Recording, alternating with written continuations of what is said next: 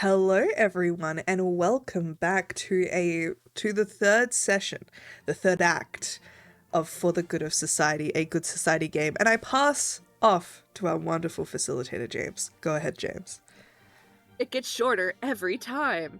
Hi, folks. Welcome to For the Good of Society. It is a Good Society TTRPG game in which we act as the authors of a Regency novel, playing the main characters, and we build a book for them to live in. So far, a lot of crazy shit has happened. But just in case you are unaware of what a Regency novel could entail and what a Jane Austen novel could entail, Bridgerton series could entail, please check out the content warnings. We want to make sure you're safe. Despite the uplifting mood that some parts of a Regency novel have, there are also parts that could trigger some people. So just take care of yourselves. We love you. Have fun. Otherwise, my name is James. I go by Huggamugger here on the internet, and I am the facilitator for this game, which just means I talk a lot sometimes. Most of the time, I let these people do the talking, and they're brilliant at it.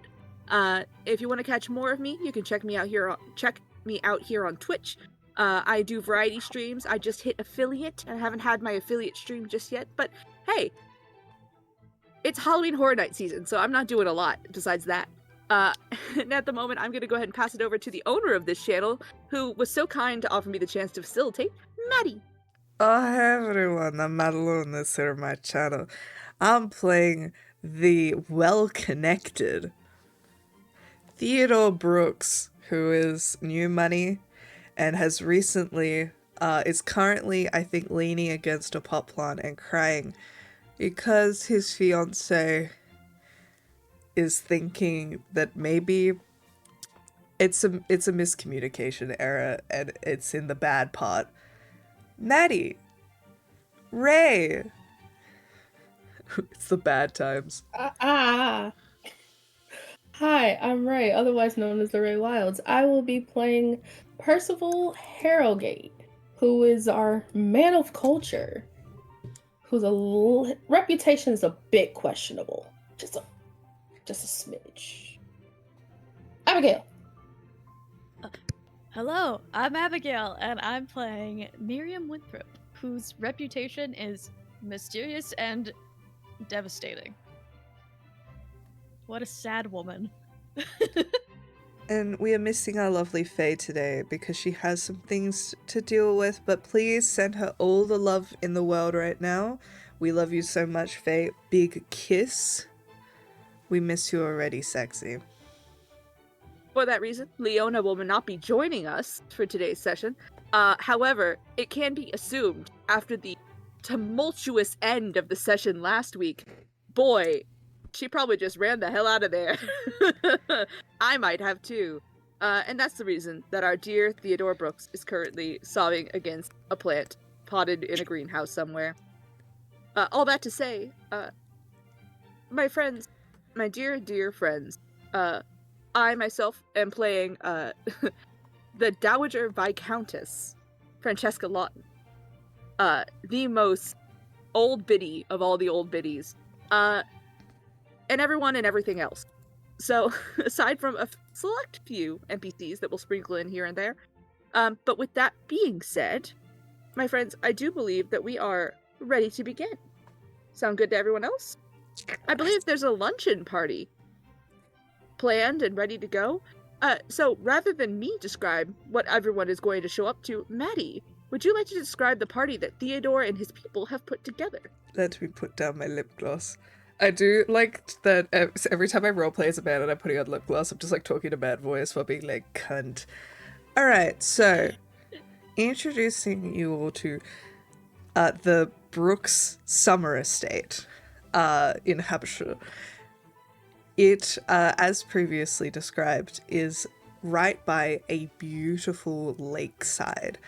And this sort of summer fair, summer picnic, I think in the invitations it was described as a picnic, and then people arrive and they're like, what? There is seating by the lake. There is almost like kind of the Regency style carnival stalls and activities and stuff like that.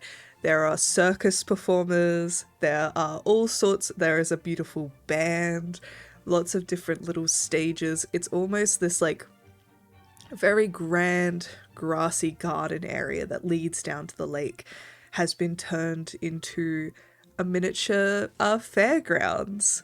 There is lots of food, there are waiters bringing around dishes and drinks, and it is just utter extravagance to maybe a degree that is like, it's like in Crazy Rich Asians when they're just like, how much did they spend on the wedding? That's too much.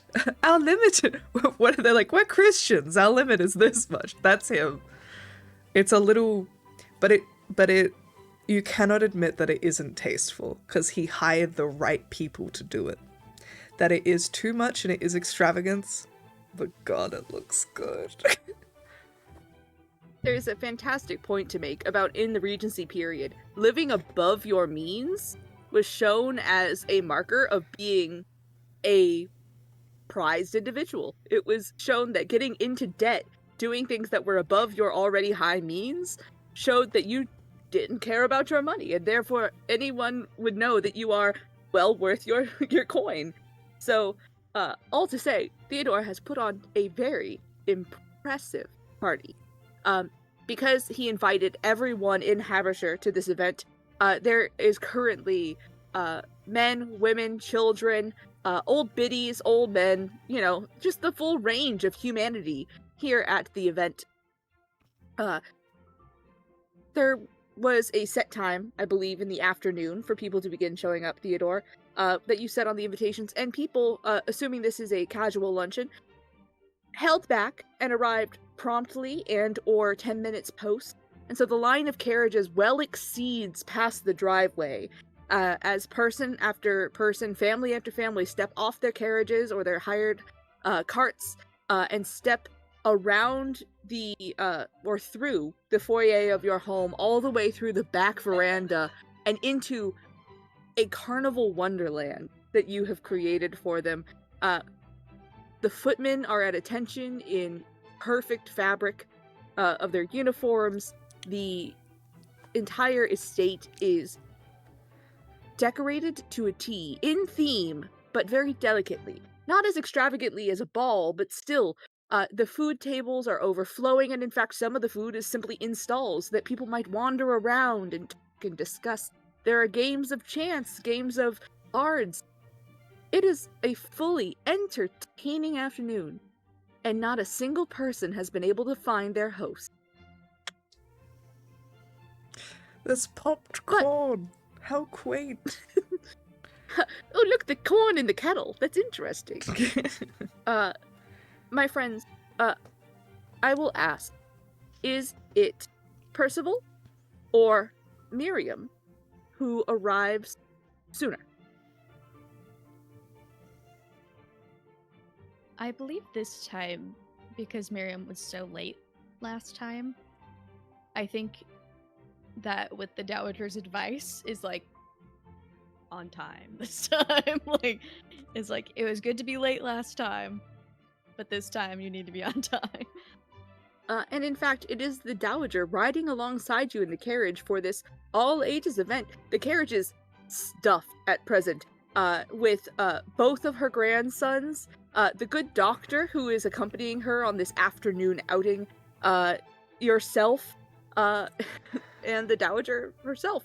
And as you all have pulled up to the event, an interesting tumult happens where all three of the gentlemen, upon exiting the carriage, then all three reach to assist the Dowager out of the carriage. And upon seeing both grandsons fighting for the honor of helping their grandmother out, the good doctor waits a moment and then offers his hand to you to help you step out, while the boys are being admonished for being too eager by their grandmother. Yes, Miriam will take the doctor's hand. Elliot simply assists you out, and then offers you his arm, quicker than Jasper, the shorter of the two grandsons, can offer it to you. Yes, I will take the doctor's arm. I lean down. to Jasper's ear and I say, "Too slow, brother." And then I pinch him on the butt and I walk forward. Are you, as Dennis, are you assisting your grandmother into the household? No, I'm letting Jasper do it. Your grandmother looks disappointed to have been left with Jasper, but the Dowager does in fact step forward and then steps around Dennis to take her proper place in front of him. True. And then the doctor and Miriam, which means Jasper is ahead of you now, and the good doctor and Miriam step to the back, and as a traveling party, all of you enter into this fantastical wonderland, which is already buzzing with just about everyone from town. Although there's one party still missing, Percival. Is it just you today, or you and your father? I do believe it would be me and my father. For such a big event, me and my You're father are right. definitely. Let's go. Not to mention, you all did send out the invitations to your event for later this week as well, did you not? We did. So, good show of face to have both of the both of the Harrogate gentlemen showing up in order to promote the fact that yes, this party is delightful. We'll be having our own shortly. Ours will be better, more sophisticated, and less showy. He says as an acrobat swings over the top of him from one garden post to the other. Bye, bye. That family looks so nice. I sure hope nothing happens to them that will change this young boy's life forever. Come see the flying races! One day only! And I made a reference to how Theodore was hosting a party and then not showing up like Bruce Wayne. It's all coming together. James, I need you to kill. I need my father to be shot in an alley and I need it stat. He's in London, so His name is Thomas. It'll take 3 to 5 days for everyone to find out. I've met this wonderful woman named Martha. DC Comics aside, Percival, is there anywhere that you would be intending to go when you first arrive at this event? Miriam, you are wound up with the Dowager and her party, but if you have any requests also, she has been trying to push you more toward asserting yourself. So it would not be out of place for you to ask to be at a certain part of this party. I think Percy is, as a guest, would be looking for the host. So Percy's probably posted up somewhere just seeing if he can spot Theodore, just to just be like, thanks for letting me come type deal. I would like to offer a token to Maddie, to Theodore, if you will allow that there is a reason Percival might know to check the greenhouse for you. Yeah, I will allow this. I'll say, in the past, he hosted something here before, and maybe it wasn't the best because he tried to do it himself, which is why he's hired all these people to do it last time. And when there was like a moment where something happened and he got really overwhelmed, that's where he went to hide last time. Like, we'll say like it was probably a month after they first met. It was his like first ever thing. His father was probably with him and he just got so overwhelmed and hid in the greenhouse. So I will absolutely leave that on Percival's plate, that you are aware of the greenhouse as a manner of escape for Mr. Theodore Brooks. Gotcha. I think Percy, knowing that, is going to take note of where the greenhouse is, and I'm going to assume he's going to see some type of light source in there, and it's just going to be Well, like... it's midday right now, so it's the sun. It's lunch. So, I think what you see is a butler, namely Edward, is just standing outside the door, leaning against it, like staring into the middle distance, like he's waiting. Occasionally knocking. You see a dissociating butler. Who you know to be equally Oh my god, I close have to a Theodore butler! It's all coming together. We need to leave it It's alone. all coming together. Brooks. Oh no, Miriam's wearing pearls! Ah! Miriam kind of sounds like Martha Like if you really Martha. think about it. God, I would give anything to be able to play the disassociating butler. I mean, that's up to you all. They're side characters. If there's a side character you all feel that you want to take over, You want to everyone's take over willing Eddie? to let it happen, Do you want to be Eddie, Abigail? Do you want to be Eddie? Yeah, I'll be Eddie the disassociating butler. For remember, context, yeah, give her the context. because you didn't meet Eddie last session, Edward was a childhood friend of mine, so we are like the same age. And this was before my parents became super rich and we were school friends. And I ended up hiring a bunch of his family to help them with money. And he's technically my butler, but because it freaks me out to have things done for me, he's really just like a business friend and we just hang out and do everything for looks.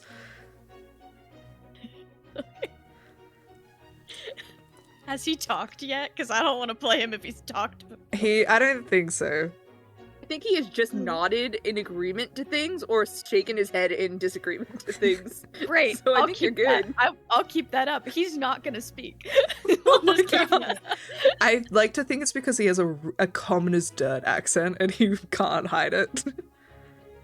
He has not He's been just able like- to take the London out of everything, the Oi. lower side. Oi. He's trying Please. to get... Alright. Oi, Brooksy! Brooksy! You can't call me that anymore.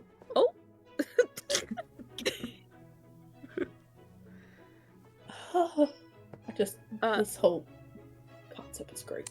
Sorry. But good concept. My friends, there is an entire playroom in front of you, an entire luncheon with acrobats swirling through the air, a beautiful family with jet black hair, with a fortune teller in a tent by the lakeside, blankets laid out, blankets that were custom made for the event using Brooks fabric. Beautiful. There are swans that have been placed in the water of the lake for this event. Like, there are birds that have been stocked in the estate simply to make it look more lively for the event. The lake has been stocked with fish. There are gentlemen who are using poles to go game fishing at the moment. If there were not huge amounts of family present, they would probably also be shooting the partridges in the woods. Because that's how men had fun once in a while. But, despite all that, everyone enjoying themselves with the manner of employees that Mr. Brooks has set upon the place to make it feel full and handled. Mr. Brooks himself remains missing at the moment. And Maddie, I would like to know, because we have not seen him yet, how is Theodore doing? What's going on Oh, good, bro. in the greenhouse? Mr. Theodore Brooks is currently leaning up against the flower pot that he was only weeding moments ago. And he is just sitting on the floor with, like, his like, cravat has, like, been, like, pulled out and his shirt unbuttoned a little bit, and he's just staring at a little bit. There's, like, dried tear tracks down his face because he really just, like, went into shock for a while and then just kind of let the emotions take over for the first time and is in that kind of space of just like uncaring shell shock where he's like, I can live here. This is my house now. The greenhouse is your house Yeah. now? Outside, away from your worst possible moment, there is fun being had, candy floss on sticks being handed out to children. Miriam, you listen as the Dowager sort of scoffs at it, There's pure sugar, no flavor. As she sort of toddles along, just in front of you, and she is looking quite aggressively for something or someone, and eventually comes to the point where you see her stomp one of her perfect shoes into the dirt, and turns and looks at her grandsons, the good doctor, and several gentlemen who have been trailing behind with their wives, hoping for the chance just to speak to the dowager at present, and she just goes, "The man who can find me Theodore Brooks will receive an invitation to the Lawton Ball. I'm tired of trying to find this man on my own. I'm going to go sit down." And she just toddles over to watch the acrobats. And you, I believe pretty much anyone in the area can hear it. So the greenhouse is likely too far away, but Percival, you and your father both hear the announcement.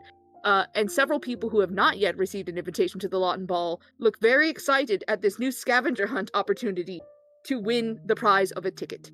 Well, an invitation.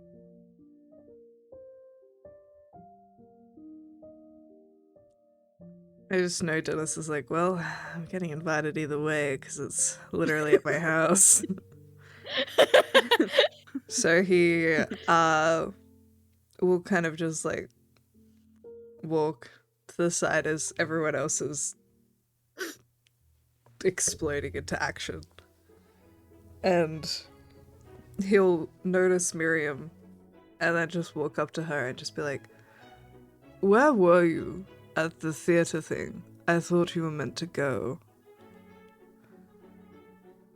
Oh, I had fallen ill. Wasn't the he kind of like it wasn't because I spilled punch on you, right? No, Because no. that was an accident. I didn't mean to. The devil child tripped me. Speaking of the devil child, Edith is absolutely running around with, like, I imagine, Ray, 2 Sugar sticks rush. of candy floss. As per usual, arms full of as many sugary snacks. You have to specify they're sugary. If there's anything healthy, she's not going near it. But like, fully just running around with treats. So quick. It's terrifying. Just like vibrating. Just back and forth. The dowager is just watching her go back and forth. She's like, that's technically my problem. My circus, my monkeys. That one is This my circus, not my monkeys.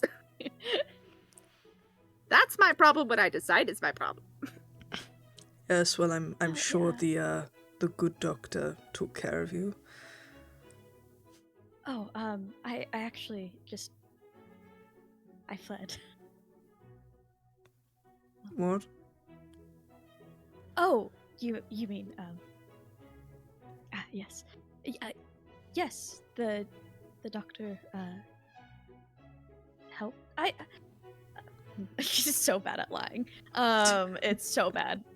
It's quite clear that that she's like stumbling over her words quite a bit. Yes, I ended up being all right.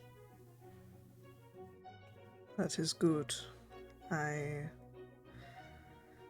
see. Well, I shan't take any more of your time away from your date. And he just like kind of side-eye, because what he picked up from that was you were nervous about being associated with the doctor, and it's just like, I see. I'm not courting. I'm not courting anyone. But you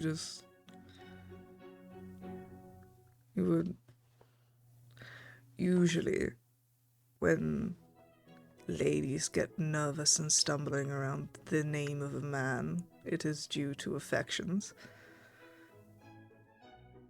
Oh, I apologize if there was a misunderstanding. I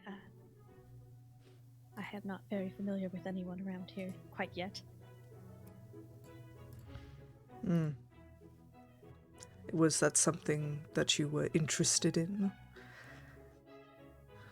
Any Well, gentlemen who have caught your eye? well, I am supposed to debut this season, but I'm not. I'm not entirely familiar with that. It is a foreign concept, I am sure. But it could very much garner you the opportunity of relative safety and comfort, which I'm sure is something far amiss in your life previous.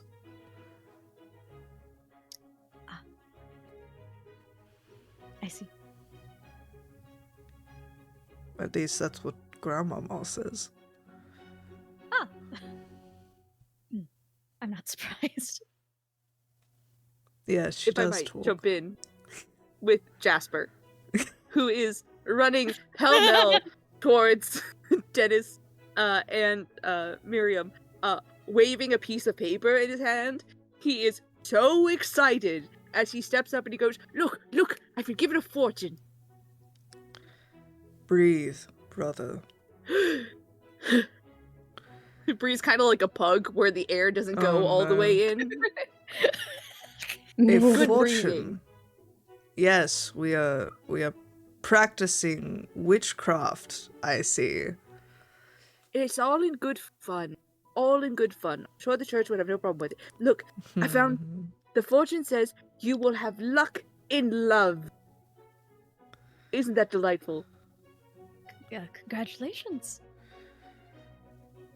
I do think it means that my future wife is quite nearby. Well, She takes a step speaking of back and God, I kind of cut in front of Miriam and I pat him on the shoulder and I say, well, speaking of God, I suggest you pray very strongly to him as well, just in case. I wasn't very good at that. Yes, that I can see that.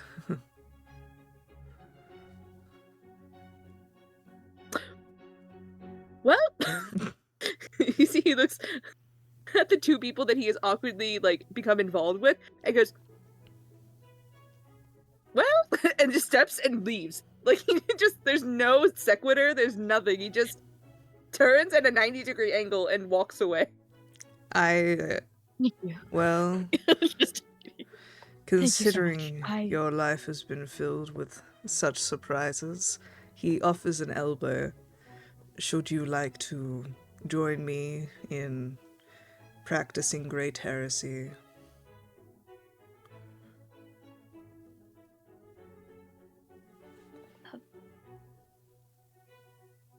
Thank you. She'll take his arm. And yes, should anyone catch your eye, I'm more than happy to let you know if they are a rake or desperately poor or already have 7 unclaimed children. For example, I would stay away from that one and he points to Percival. I don't believe we did token. Oh yes, I wouldn't worry about that one.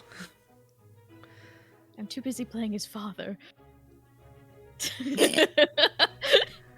What? Don't worry about nosebleeds now. And Dennis will lead the pair towards whoever the heck was giving out fortunes. Yeah, there's just a little tent by the lakeside. But we're gonna hop on over to Ray for a second. Give you a bit of a spotlight. Ray, what's Percival up to? What's Edith up to? Who do we have running around that's got something to do here? Percy at this point is definitely just walking around, looking at whatever there is to look at. In my head, Percy has a sweet tooth, so he probably has like a thing of fairy floss in his hand. Trying to look as normal and draw as little attention to himself. He's also scanning the crowd to see if Cassandra has popped up yet. Or not. You do not see any sign of Cassandra just. There are a number of children here, and families, a number of governesses and nannies as well, keeping look on children. But even if you were to guess what the child looks like, there are several who could fit the mold. There are several who couldn't possibly fit the mold. And also, though you've heard of the child, you've never actually seen them since they were possibly a babe, if at all. You tell me, did Percival ever see the child? I feel like once, right after he was born. But definitely not now that he's a full-fledged toddler. Right. So there's no true way for you to recognize, especially if that child is with a governess or something of the like here and now. So despite your careful scanning over the pile of children at the lakeside who are all, desperately searching for any way to get involved with whatever small magic act is happening at the lakeside currently, hard to tell. You see no sign of the actress, who is the mother. I think at this point he's just gonna wander off to his dad, just to see what's going on with him.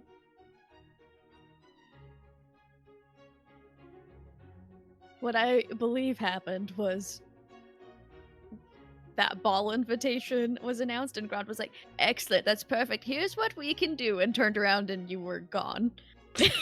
And so he's just been kind of, I think, looking for you and eligible old bachelorettes, preferably rich.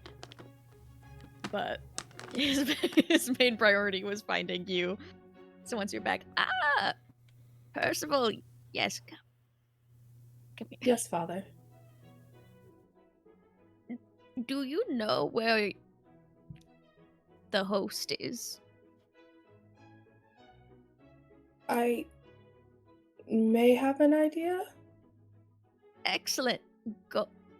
Wait, how long have you known? Since how long have we known each other? School? 3 years.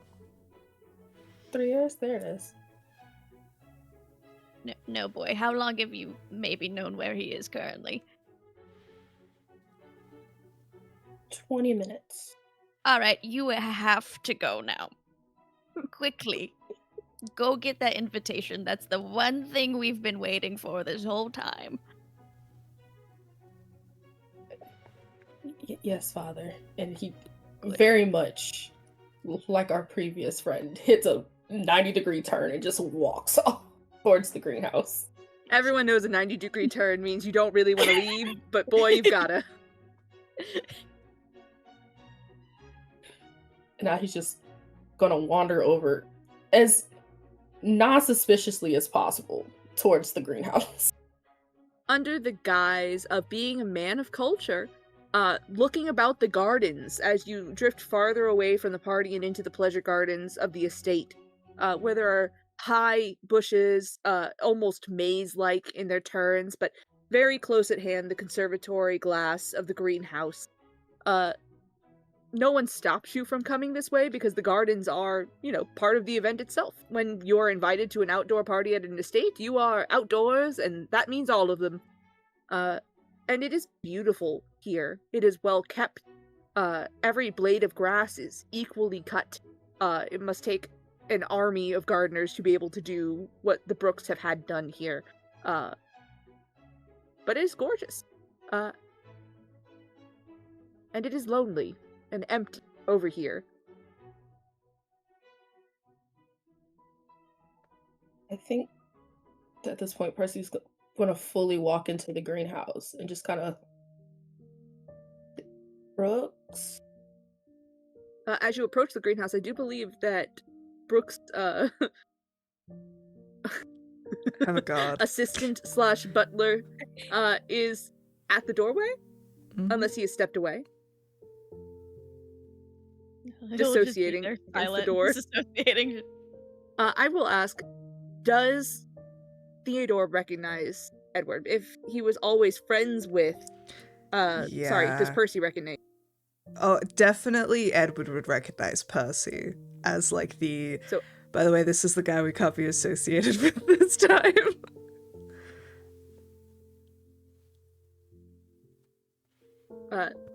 so a man that you are aware was once friends with your friend, but is of ill repute, is approaching the greenhouse as you stare ominously into the distance.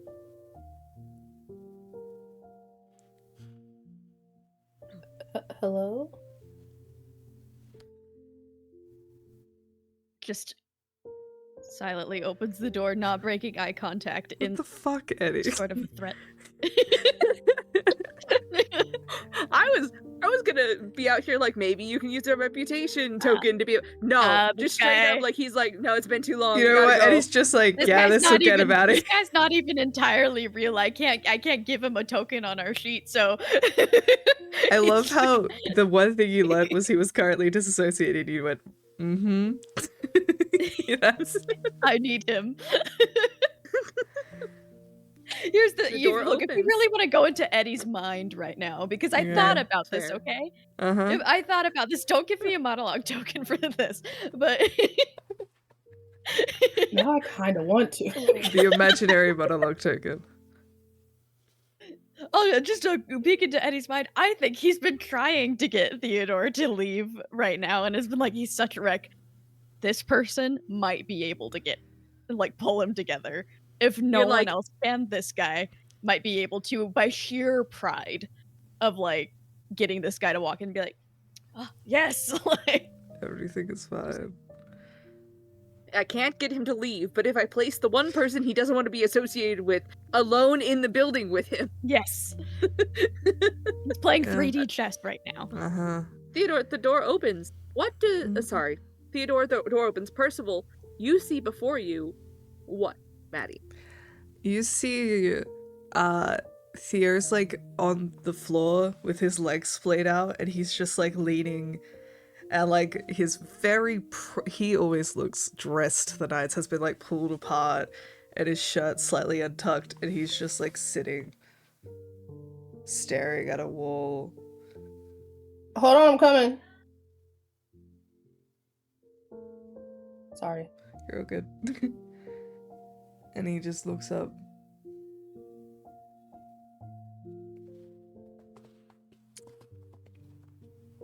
Percival! Hello! Are you okay?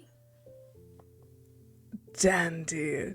And he stands up and stands there like just absolutely looking awful and just standing there like not making eye contact with you.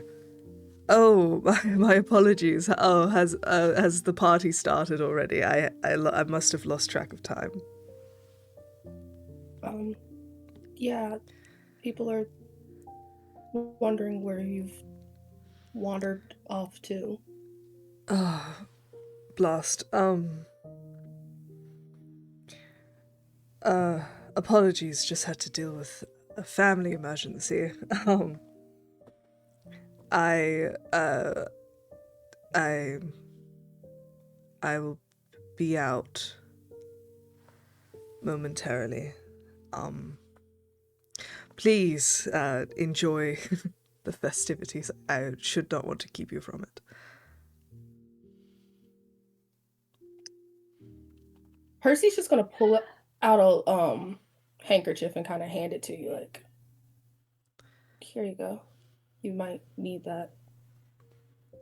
He takes it and nods. Just kind of wipes his face. Thank you.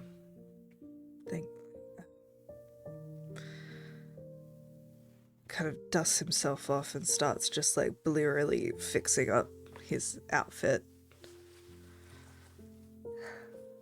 Very easily, because he always dresses himself. I know we may not get along, but do you want to talk about it?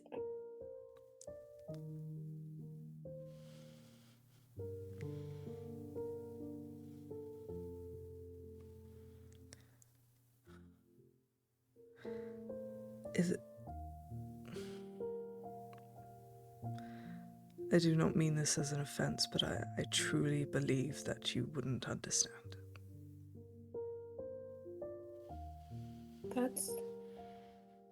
You're probably right.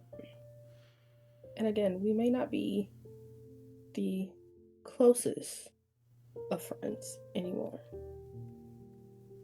But I am here if you need an ear.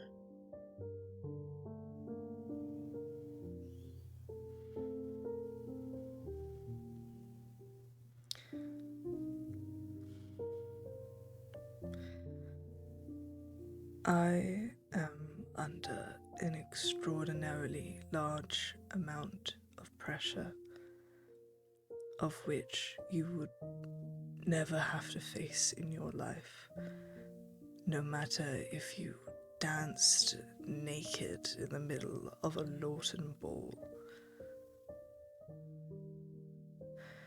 Not even if you did the highest possible scandal that you could invent in your highly educated brain, you would be just fine. I have so much, and yet, because of a single element of which I cannot control, I will never get the one thing I have wanted more than anything in this world. And I stopped being your friend because you proved to me in a very simple way that you truly never understand nor care just how easily I can be ruined.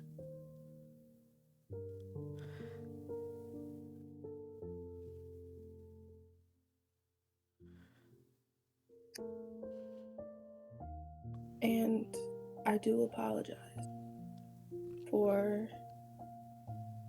any hardships I might have caused you over the years. I'm not sure you can apologize for something of which you don't understand what it is you've done wrong. I can try. You can. It is not fair of me to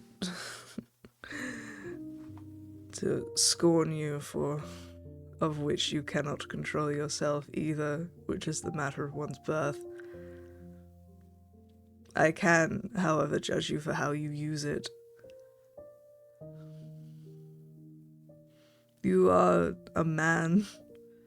You are an only child with a name that will span generations. You have connections, you have money, you have everything, and yet you don't seem to care. I've known what it is to have nothing.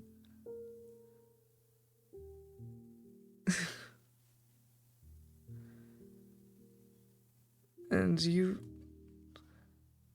so blind to your own privilege, it's infuriating.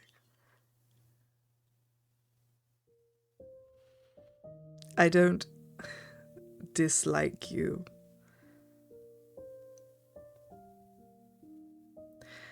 I just cannot be afforded to be associated with you because I cannot risk you dragging me down with you. And I do not believe that many people have been quite so honest to you before, so this is my gift to you.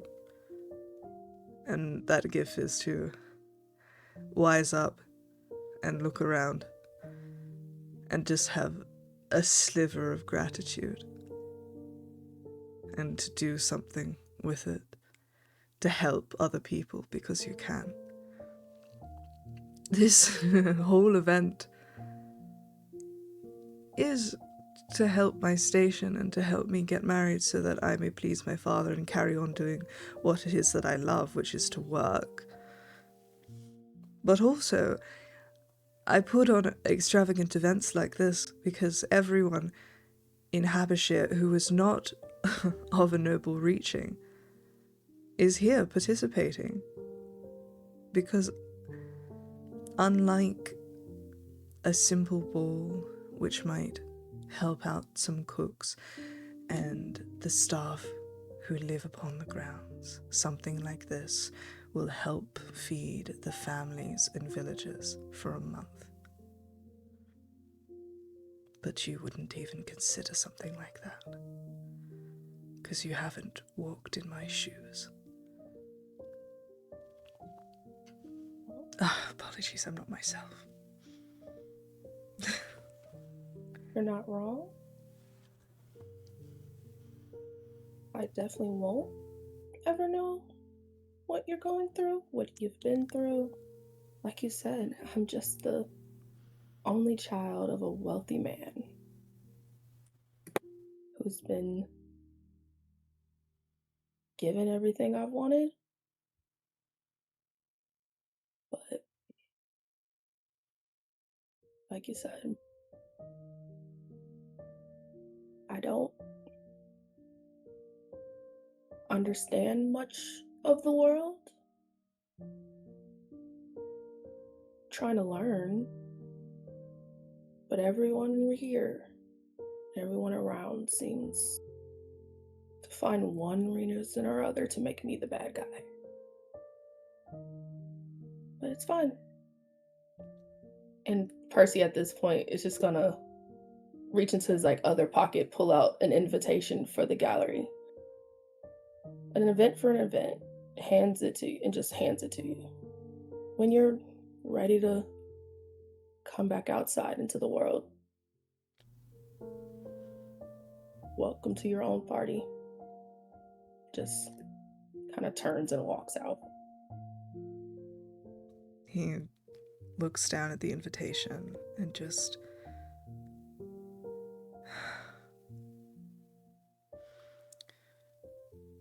the disillusionment that had soaked through him for a long time and he'd never really deigned to let out.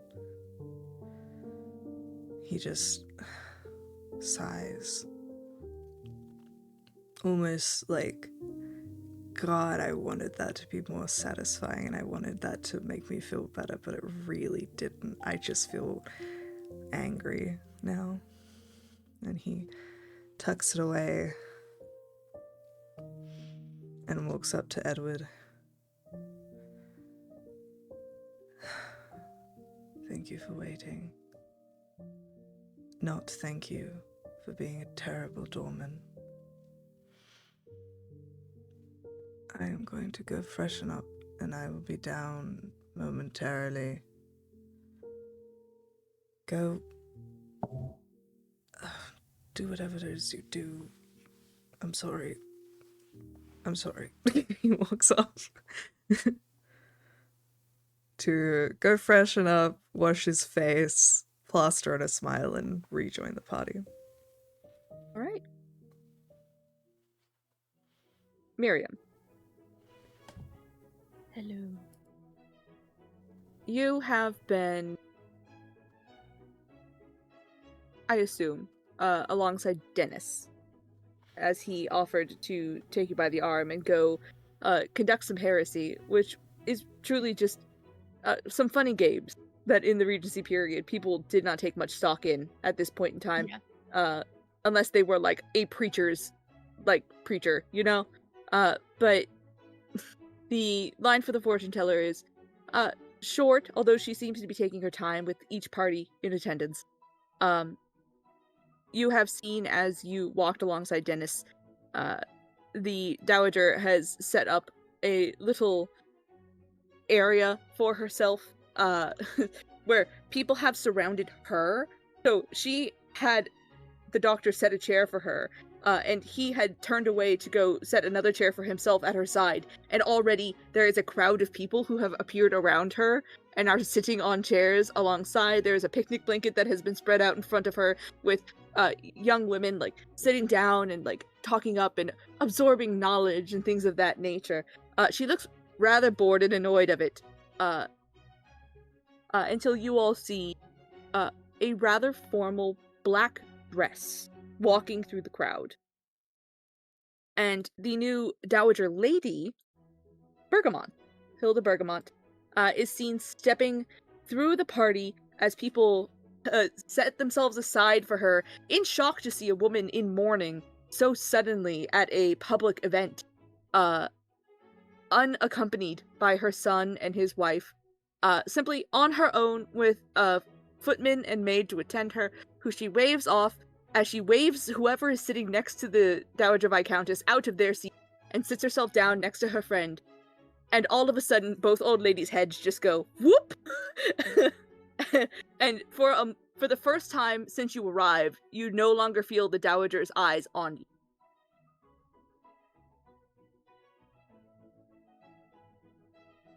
Her shoulders relax ever so slightly.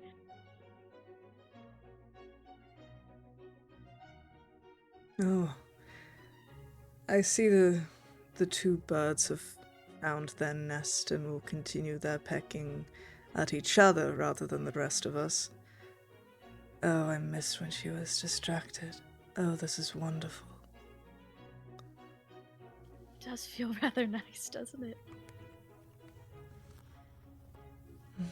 I mean, she's very, very kind, and I am forever grateful for everything she's done. Yes, thoughts.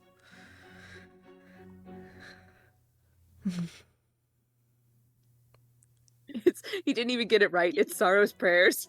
Thoughts. What? Well, isn't he? Let me double check my notes for this guy. He has been corrected upon not turns out saying becoming prayers. part of Yeah. It's so fitting.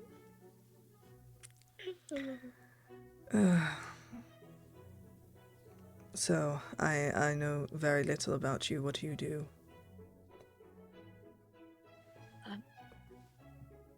Besides entertaining the Dowager? Yes, what did you... I don't know, what... Do you play an instrument? What do they talk... They always talk about instruments and languages. Do you do any of that? You overhear all the lessons in your head from the Dowager of, you must make sure everyone knows you are an accomplished woman. That means you let them know how many instruments you play, how many languages you speak, how many books you read. People don't want something with droll and dull. They want something with life and vibrancy to it, so they can kick it out at them later. But don't worry about that part.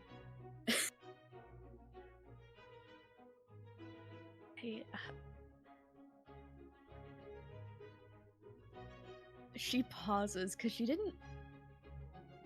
wasn't from a very wealthy family. So I'm trying to think of how much she would have been taught. They were still gentry, just not like wealthy gentry. It was like hanging on by the skin of your teeth sort of status. Think the Bennets, 5 daughters and not enough money to go around. That's the vibe. Her. I play the piano. Although I haven't played it in a while, so I'm not sure how proficient I am in it currently. Why not? We have one. Well, I have been a little preoccupied. I wouldn't want to disturb anyone in the house with my practice. Then what the hell is it for? Decoration? I assumed so, yes. Yes, probably.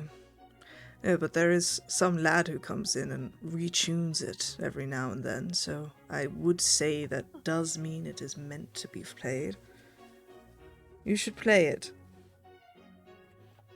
Alright. I will ask if that is Or something you could just do it. I can do. You do live there. Temporarily, yes. Do you also ask her permission when you wish to take a sip of water? Almost. Oh, that was a joke. Right. Oh. She is an intimidating woman, but at the same time, she is easily impressed by people who have a backbone. Therefore, she's more likely to respect you if you have one. I see. Then maybe I shall play the piano. Yes. You're a true dastardly rebel now. Yes, pure so. Mm. From this day forward, I shall have a backbone. I'll believe it when I see it, but sure, the declaration is a good first step. It's uncomfortable. Hmm. It's important, though.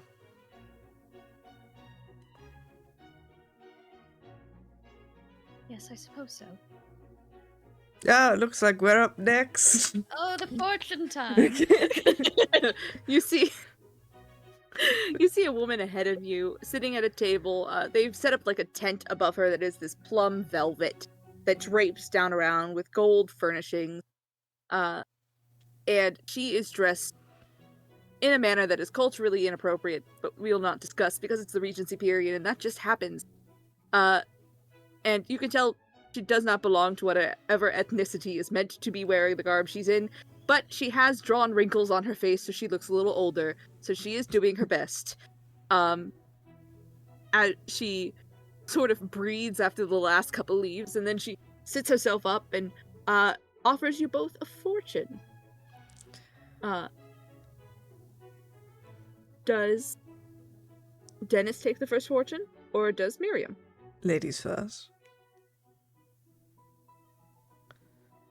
All right. She's going to go to, like, first she was just gonna be like, no, you first, but she's like, no, backbone. Like, I shall. She reaches into the deck of cards in front of her and pulls one out. And upon glancing at it for far too long, really drags it on, so to speak, which is why this line is taken so terribly long. Looks upon it, turns it to face you, and you see a large golden cup. A single cup on the front of the card, looking like a chalice. And she says, "The Ace of Cups! Usually meant to indicate a new marriage. Congratulations, there may be a coupling in your future." Well, that's General question. Do all of the fortunes tend to be about marriage?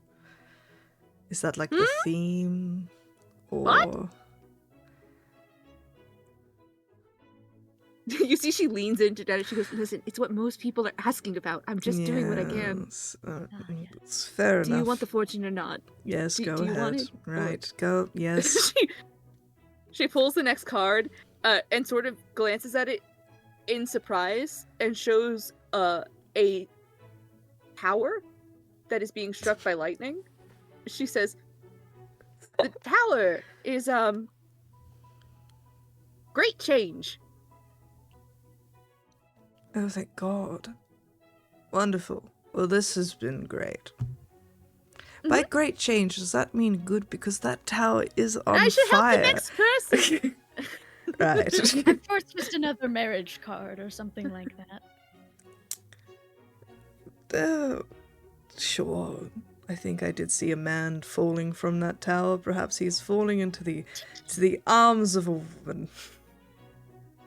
I assume so, yes. Wonderful. As you all walk away, the woman at the bench gives like a sort of look.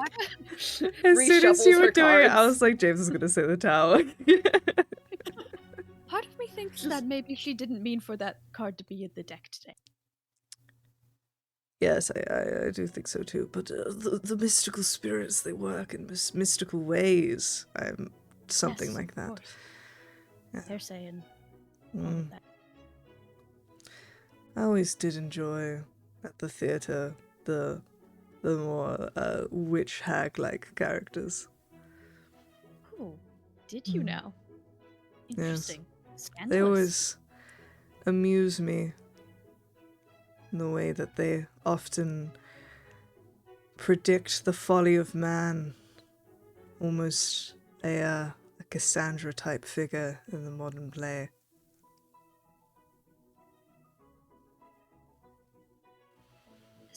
The two of you walk. The party is in great swings now. Almost everyone who's going to be here is here.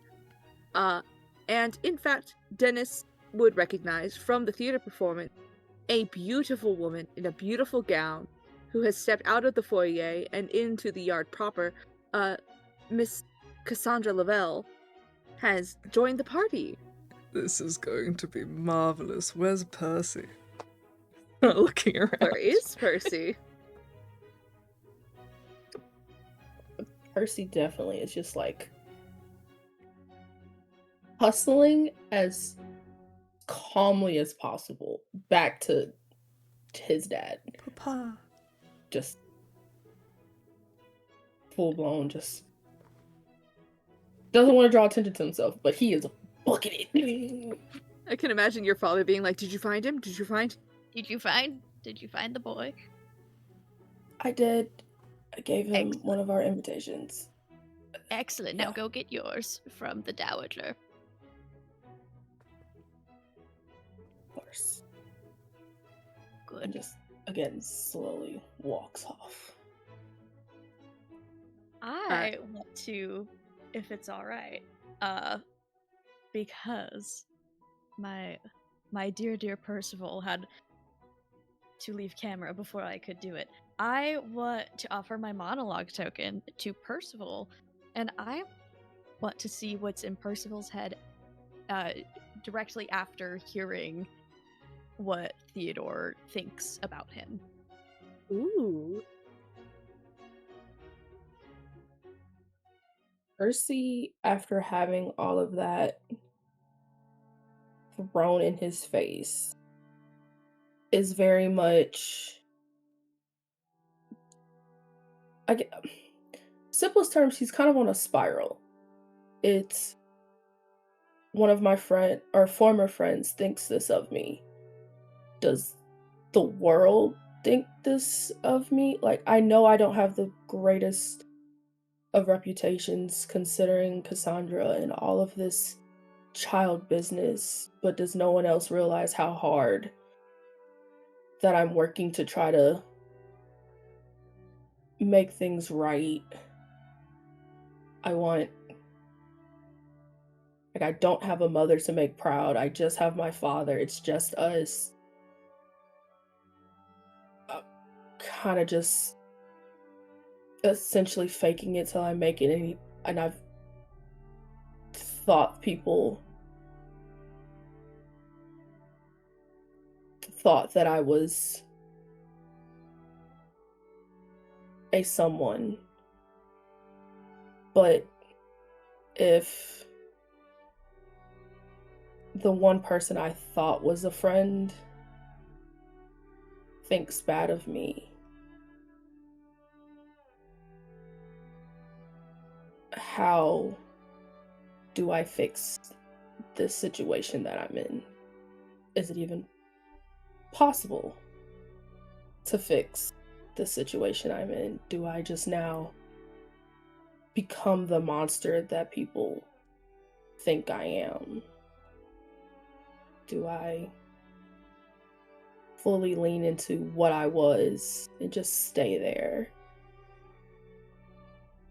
Because obviously that's all I can be.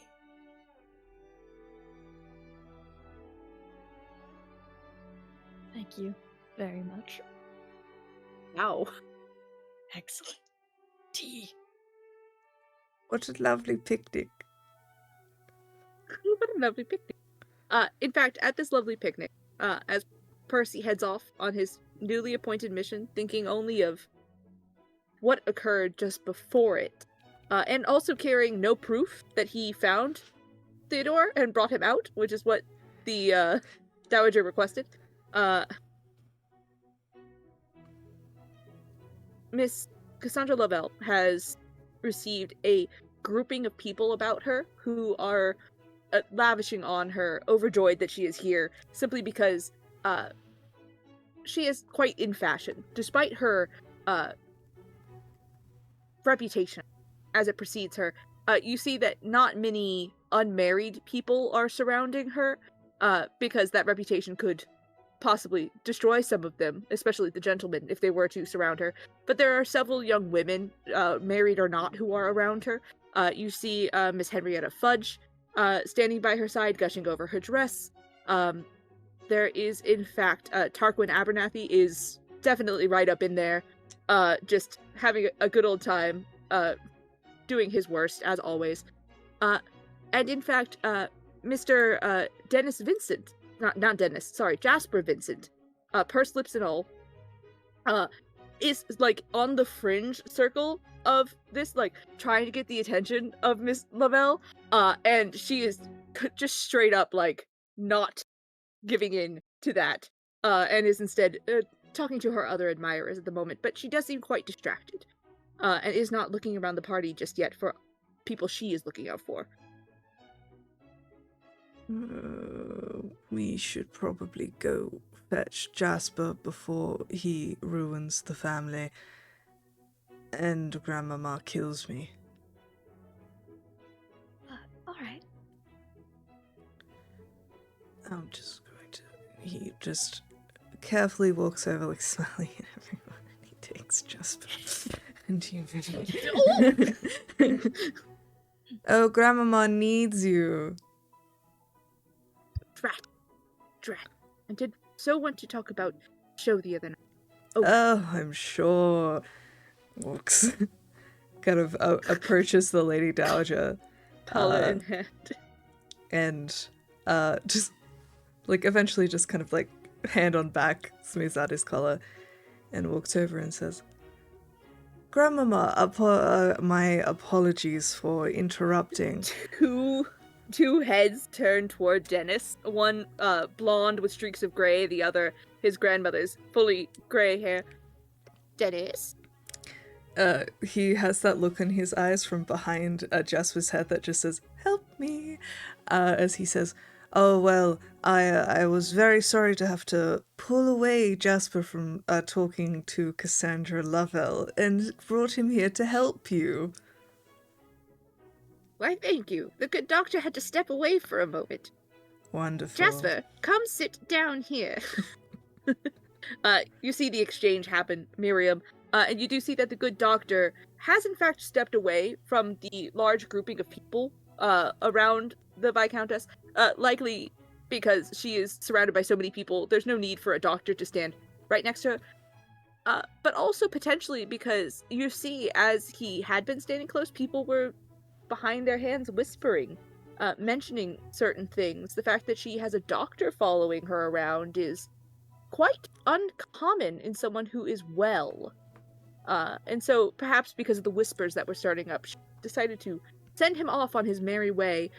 He stopped for a moment to look at the acrobats, became very aware of just how dangerous that activity was, and decided to step back quite a bit, if only because it makes him uncomfortable knowing what could happen to them if something were to go terribly wrong. Yeah, that's what's going on with that group. Percival, were you approaching the Dowager and her group?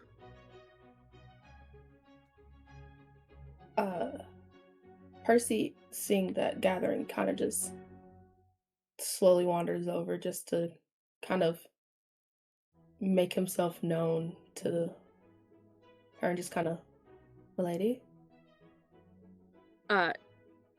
You see, once again, almost like one unit, these two older women turn at the same time, and both of them, in chorus, lift their hands to their chest and go, me?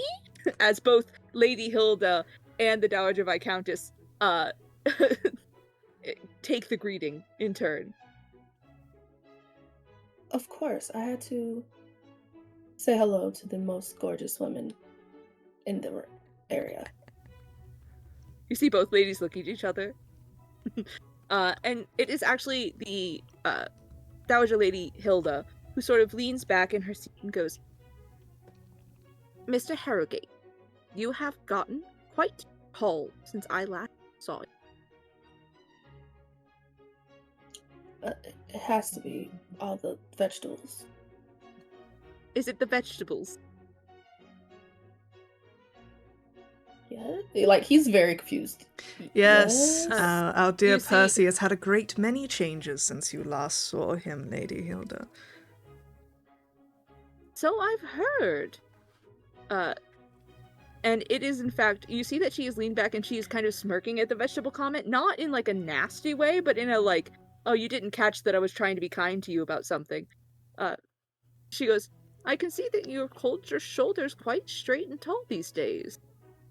It's a far cry from skulking around in the corner. It looks good on you.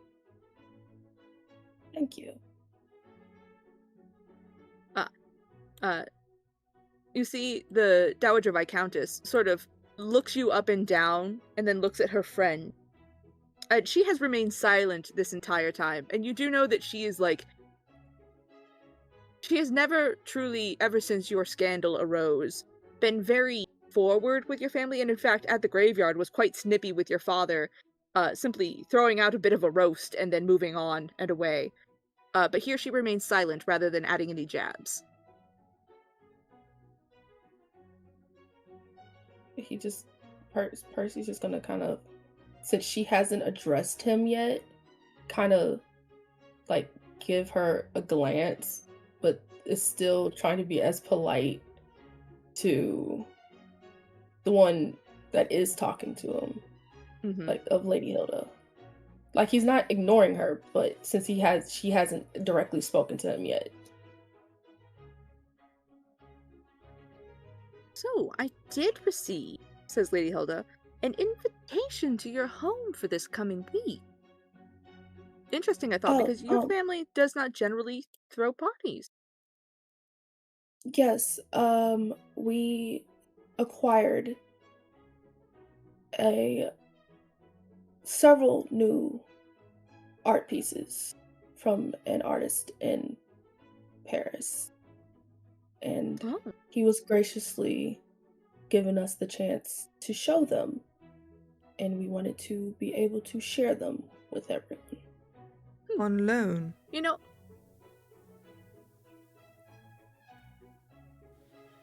Sorry? On loan. Yeah, he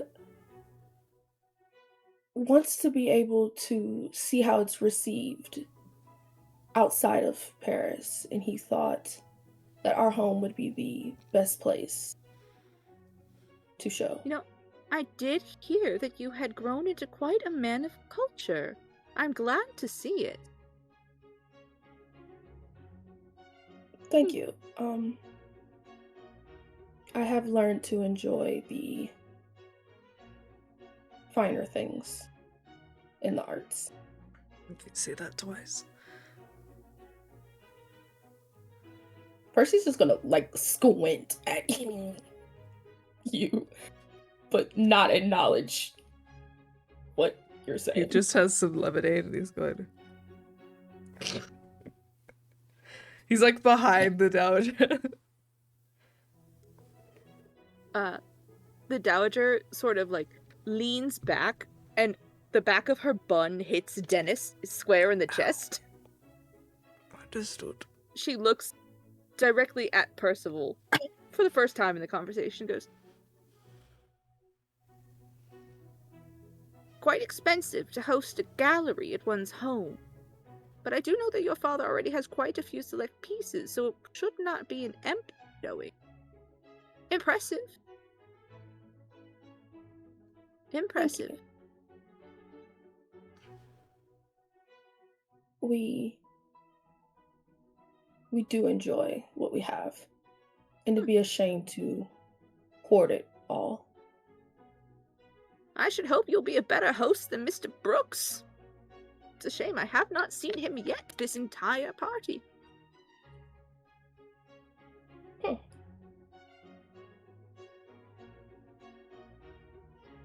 You can. I- Dennis he has a comment and he can't say it, and he's just. Could Grant offer a resolve token to Percival to get that invitation and tell the Dowager where Theodore is?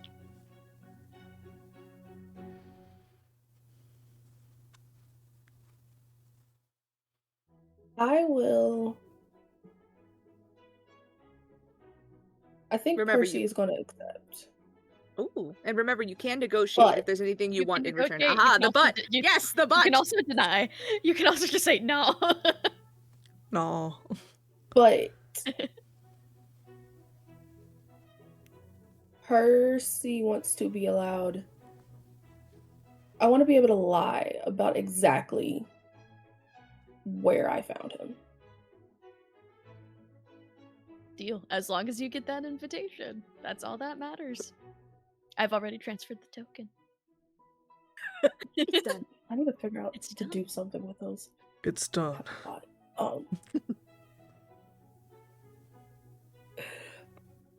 I did happen to come across Mr. Brooks. Oh, did you? He mentioned that he was trying to make sure that several other bits of entertainment is where they're supposed to be.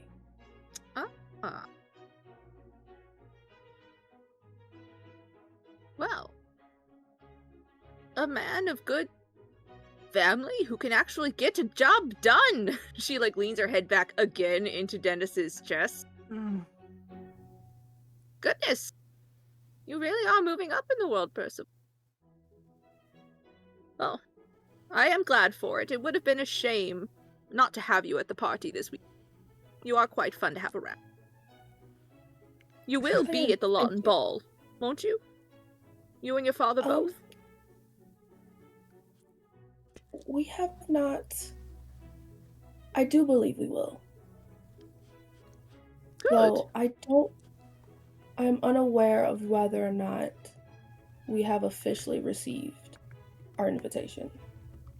You see she lifts a hand with many heavy rings on it and waves it across her face as if, knocking a lazy gnat out of the way, and just goes, I wouldn't worry about it.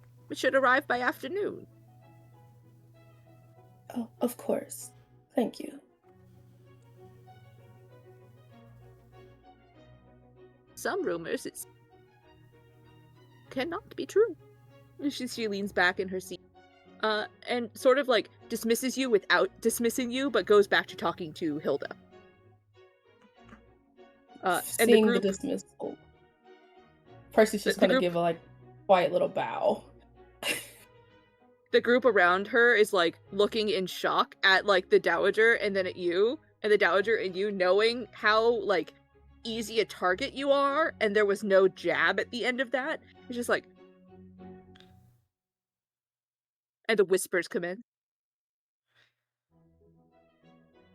Well, I believe that's our escape.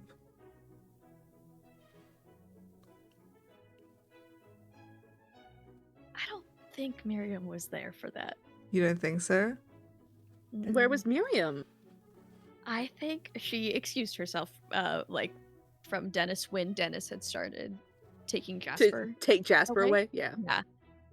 And for the first time, she doesn't feel like there's a bunch of eyes on her. Mm-hmm. And she's going to act not against her desires, but for the first time act without them in mind. And above table, I think it will still work towards her desires. But I think she sees the children playing and running around. And she has brothers and sisters back at home that are married off, have their own homes, She does? and have children there. And Listen, it was a big live family. with They them for lost a lot of members, but there's still some yeah, left. we're still kicking. And there were she has nieces and nephews and stuff. And I think what she does is she helps watch and play with the children. And I think that's very charming to the people around her, but it's more for her than for anyone else, of just it feels more like home for her, and also make like more of her role at home, where it was like I'm helping these people take care of their kids that are running around like crazy. Yeah. Um, You see, and there's a crowd of governesses who gratefully accept your help, and in this time period, like, it was not uncouth to play with children, so there are quite a few Yeah. other, like, mothers and older sisters, and anyone who wants to look like they would be good at raising children, sitting around and playing with the little tykes.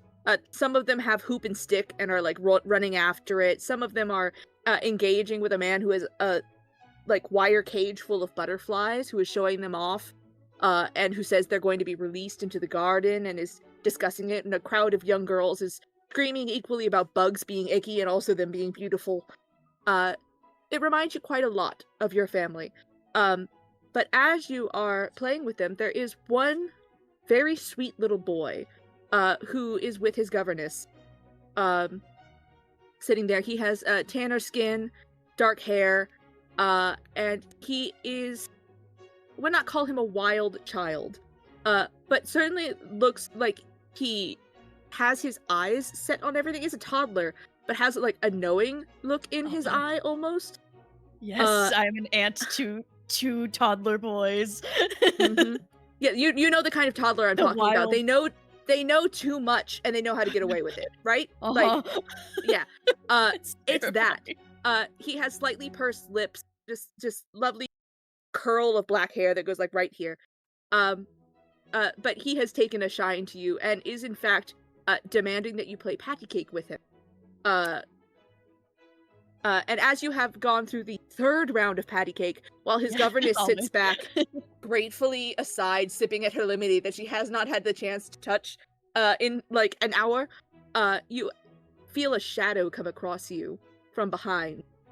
And the smell of perfume hits you, as a lovely, beautiful voice, sort of, as she's leaning down, says, "Reginald, you found a friend."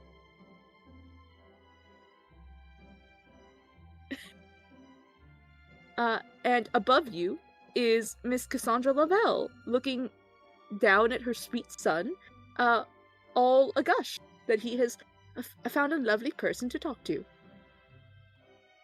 Oh yes, he's been absolutely lovely. He better be.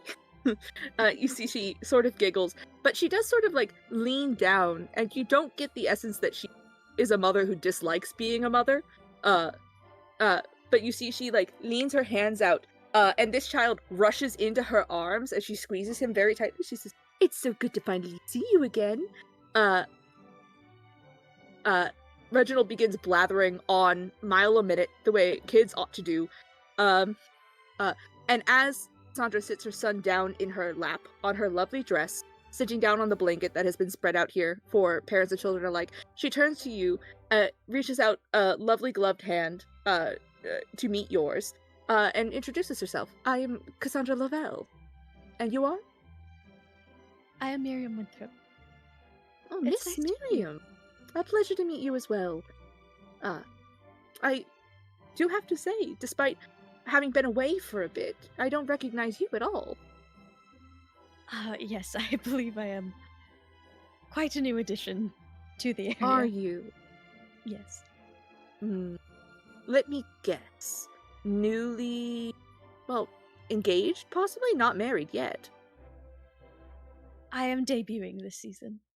Oh, goodness. You see she seems to like lock that down for later and goes, "How interesting. Well, what a wonderful thing. I should admit, I never did have a debut. Not sort of my scene, but suppose it must be fun to be flaunted around, be the star of the show for a moment."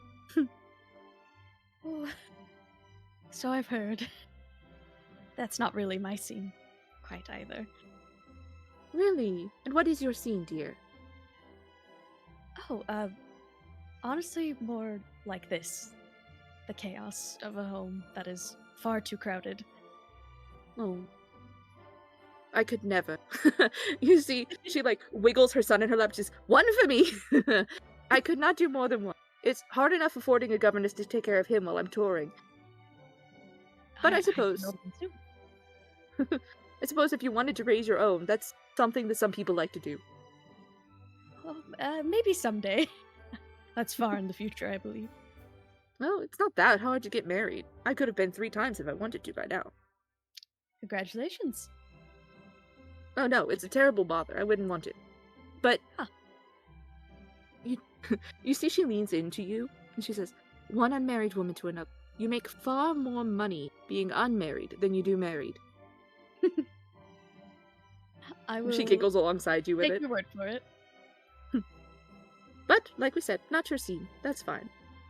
If you are debuting, you must, be after the courtships, though. Looking to... Well, forgive me if I say something out untoward, but she takes a look at you, at your face, and then at your dress, and they don't quite match up. You can see it in her expression. And she goes, you must be visiting friends or family while you're here, yes? Yes. You couldn't possibly be the Miriam who's holed up with the Dowager, could you? The very same. Well, Have I don't really believe made half that the... much of a stir? Oh, I don't believe half the bad things they've said about you in that. But... Ah. Thank you. Maddie losing it in the That corner is is so funny to me. crazy. All the same, you know, you should be careful dealing with the upper echelon of society. If you're not, you can really get pulled into things that... You see she covers Reginald's ears with hands? You really weren't planning. Ah. I see. Thank you. I appreciate the advice. All the same, I don't suppose... she takes a look around. I don't suppose... You know, I saw some of my dearest friends over there with the Dowager. One of whom, Mr. Harrogate, Percival. We go way back. I don't suppose you know what he was discussing with the Dowager. I was not there for their conversation, and I don't believe I'm familiar with Percival. Really? I think the two of you would get along quite well. Oh. I will keep that in mind. Well... Reggie?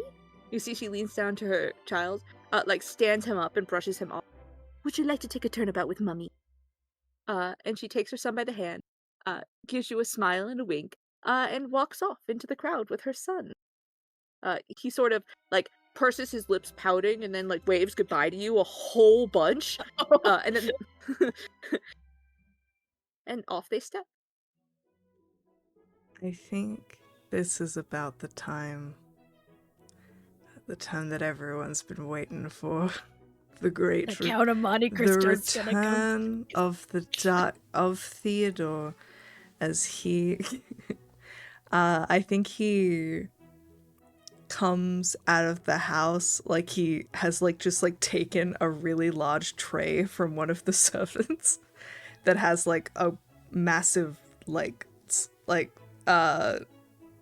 suckled pig or something on it, and he just takes it by the hand, just heaving it from the 2 people who were carrying it, and he just grabs it and walks out with a smile on his face as he puts it on the table, and then goes like he was helping.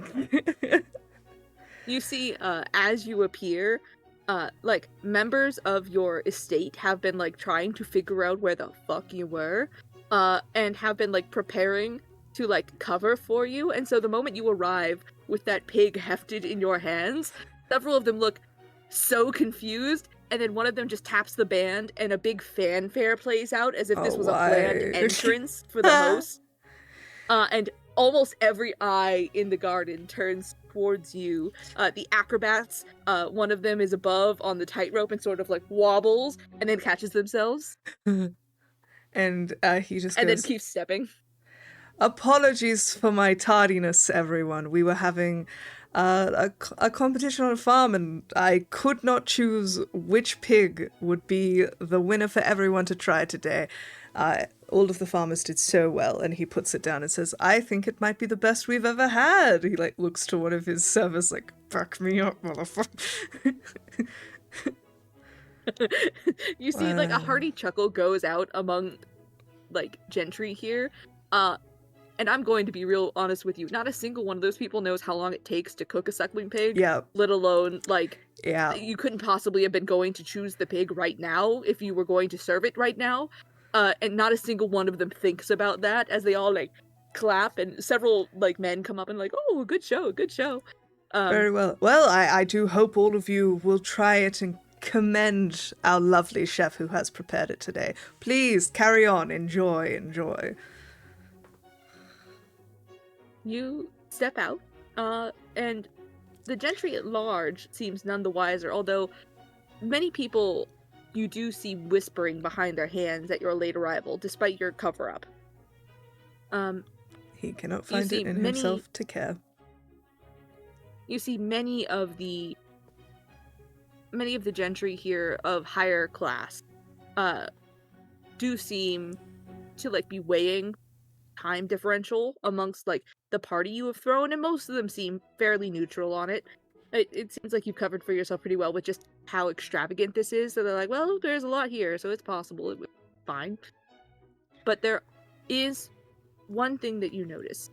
You do see Miss Serena Fairfields here out and about, walking through the party with her drink, seemingly searching for someone, but you have no sight at all of Leona Fairfield.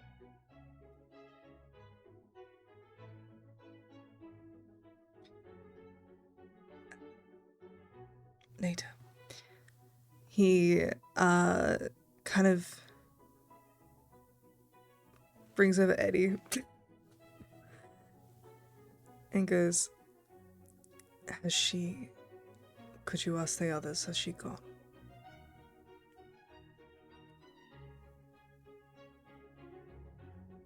Speaking to whom? Eddie, my butler. Eddie?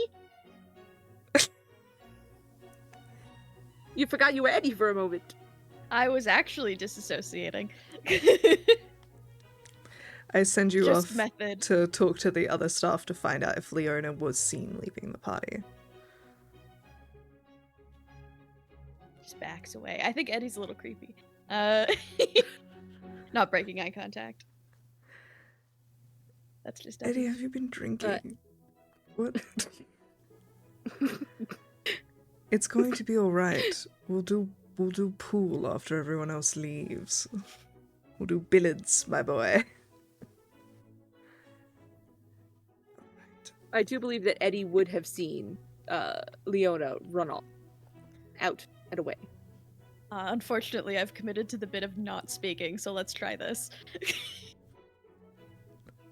Insanity. Well, in that case...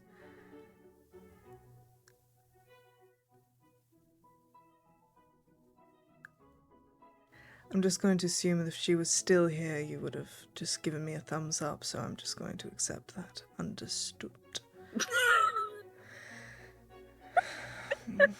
Alright, fuck off, Eddie. I'm going to... God bless.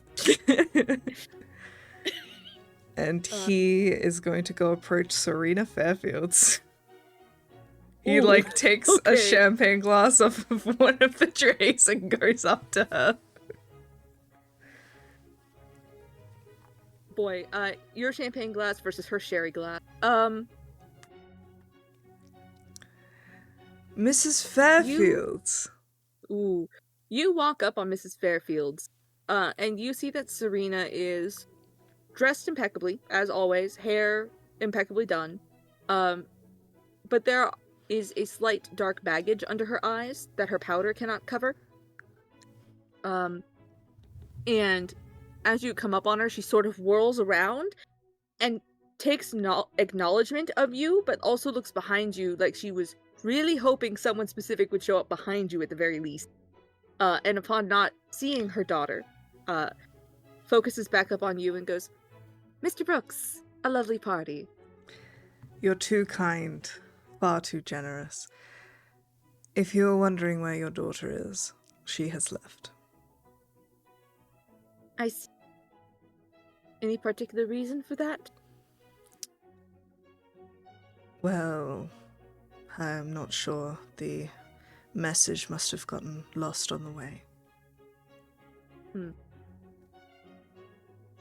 Lost or not, they were eventually received. Yes, but at what cost? Maybe too late.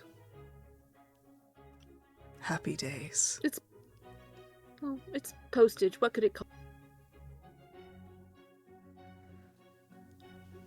Of course. Well, there is plenty of alcohol to satisfy your needs. Please help yourself. He drains his glass and walks away. You see, she was about to take offense, and then upon seeing you drain the glass, that she hasn't even drained her glass, seeing you drain it in one, you see a moment of worry cross her perfect face, before you are off and gone.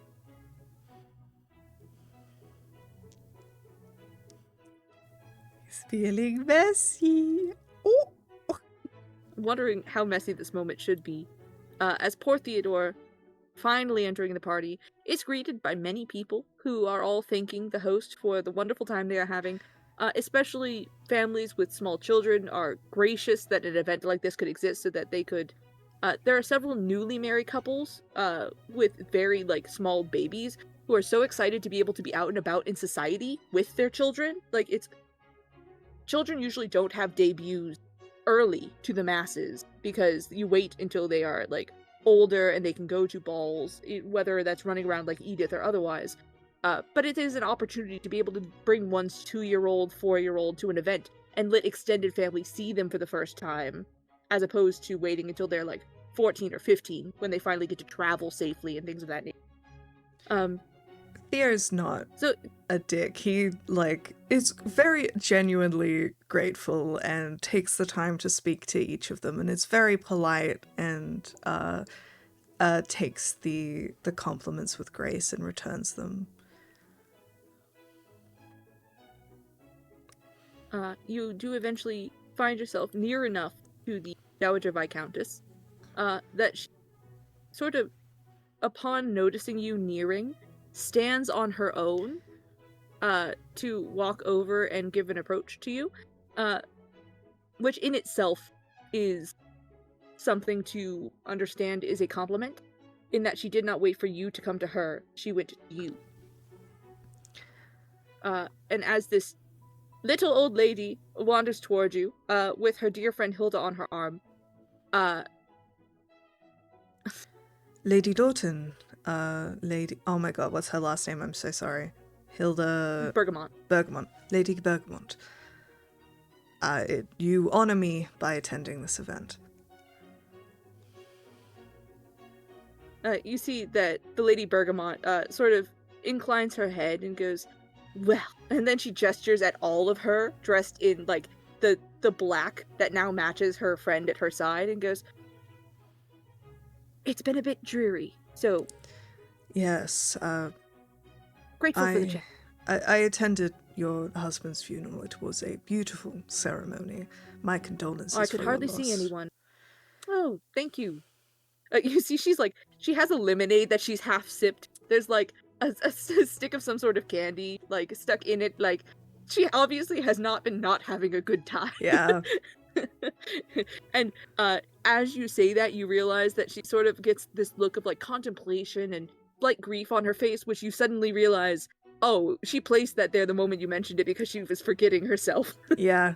And look, part of him, especially in this moment, is just that makes 2 of us. Oh, I'm very glad you are enjoying the event.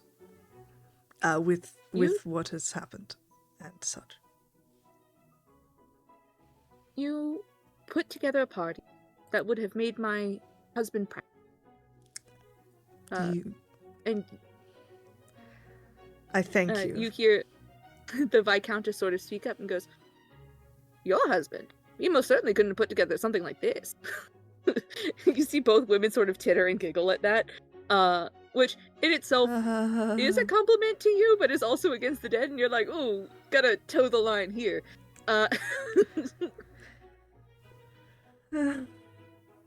Suffice to say, your husband never hired any acrobat, but they're quite interesting. I don't think I've ever seen any this close up. Is that a small child on the tightrope? I believe so. I saw this particular troupe in London and found them delightful. So I spoke to them after and asked if they should do a freelance work, and apparently no one had ever asked them such a thing before.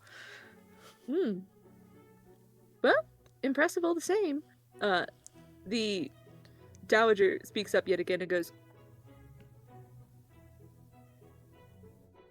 "It's a good party.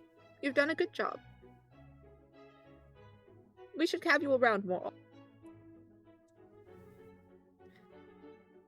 Yes, of course. That would be marvelous. I was intending to have a lunch this week with my grandson and my grandniece and Miriam, my house guest.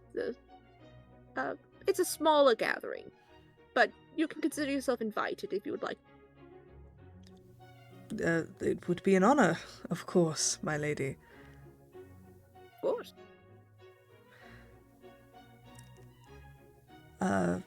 Please do enjoy yourself. I apologize for my tardiness.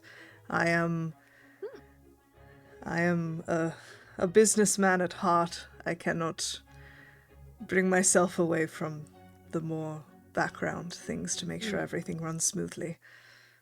You and that doctor both. Where is Ellie? See, she sort of like scans out along the crowd, and does not immediately see the doctor. And a moment of worry crosses her eyes until she does spot him, like, across the lakeside, like, looking at swans as opposed to hanging out with any people whatsoever. You see, like, the deepest sigh that does not come out of her mouth is just in her shoulders. She goes, "Well, I will not keep you. You have many people to greet, but you can consider this a triumph, Mr. Brooks." Thank you. She and Hilda will step away. There is an unspoken "I will try to" behind that for the audience. Unfortunately for you, right behind the Dowager Viscountess and the Lady Hilda comes a very familiar fate. Wearing a delightful French-style gown, with her hair all curled up on top to leave the nape of her neck free into the breeze of the luncheon, is Miss Henrietta Fudge, who coos in delight at the sight of you, and brings forward to clasp your hand between hers in like a momentary greeting, and does let go because it would be improper to hold on to it for too long. But she does say, "Mr. Brooks, you've outdone yourself." Thank you. Well, you see, she like twirls and like shows off the party you created, and then looks back to you and goes, "For someone who just entered the sphere here, I think you are making waves." Yes, that is ideal. If you'll excuse me, I must keep going. Oh. And he walks away. Of course. She is left speechless, having been completely abandoned.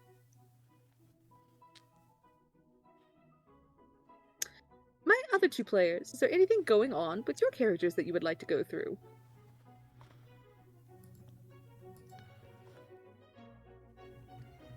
I think Percy's good. He's had enough emotional turmoil. Miriam? Definitely does not need to be RP'd out because I don't think much conversation would happen. I think Miriam would also go look at the swans because that's new for her. So I think it's kind of a novelty. As Miriam approaches the swans, Dr. Lupton does like glance up and see you approach, and for a moment looked panicked because someone was approaching, and then seeing it was you, sort of calms, knowing you already, and sort of like gestures out at the swans and says, "Impressive that there's so many here." Yes. I wonder how much it cost to ship them here just for decoration. Well, I mean, it can't be. Swans are just. Are swans geese? You see, he for a moment, like, looks like he's looking into the middle distance, like there's a fact he doesn't know, and he's suddenly aware of that. He wants Think to we'll look have it up to take so the next bad. time. He wants to look it up so Yeah. bad. You want? Oh my gosh! R.I.P. Dr. Lupton. You would have loved Google. Oh my god, he would have fucking loved the Encyclopedia Britannica. Fuck Yeah. But you may enjoy looking at the swans alongside Dr. Lupton. He will not send you away because you are a safe person. Far in the distance, Dennis like glances at the two of them, and there is a part of him that is a jealousy that he doesn't quite understand, but it is more so the fact that Miriam looks very calm and not very stressed in the presence of this individual. But he's like, wow, that's crazy. I hate that guy for some reason. Anyways. Before we go, away from this lovely picnic luncheon, there is the matter of a small child who, running about the party, finds it in his way to suddenly smack into the knees of one Percival Harrogate. Percival, you look down and see a small tan child with a flop of black hair that goes in front of his face and pursed lips, looking up at you in like awe at the sight of you, which you can't quite be sure why. Oh, hello. Hi.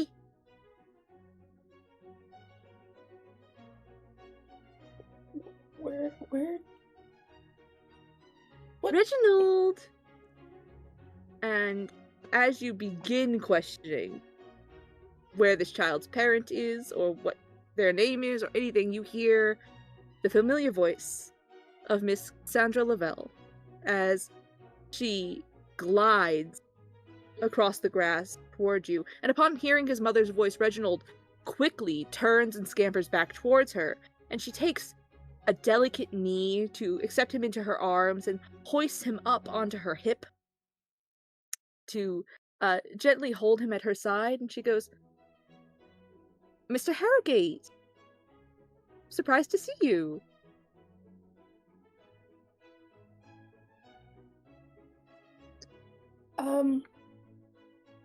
Hi.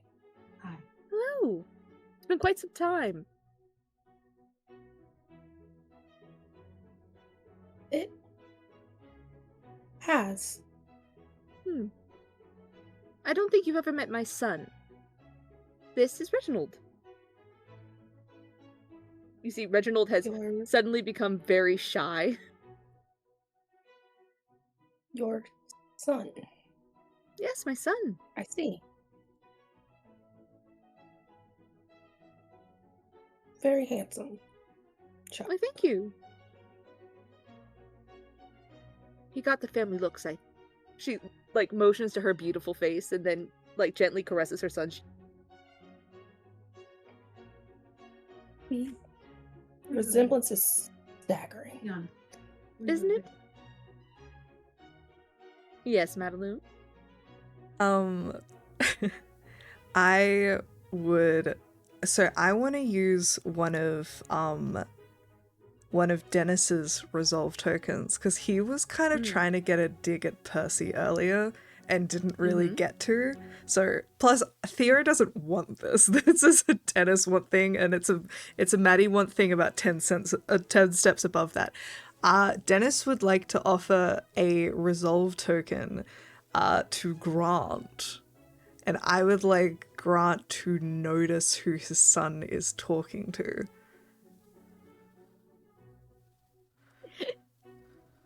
All right, I'll take it.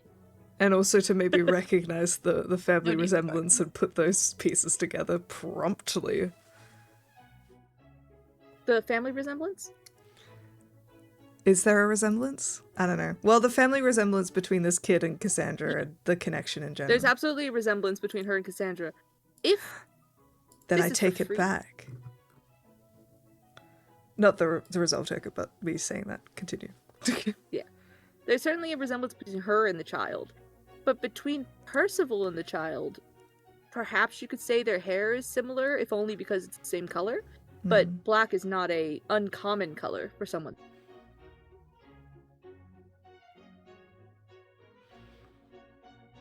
I think Grant walks over, like as if he sees Percival, doesn't entirely see who he's talking to, like something's blocking the way, and kind of shuffles closer, and then sees it, turns on his heel as best as he can, and walks away, and is like,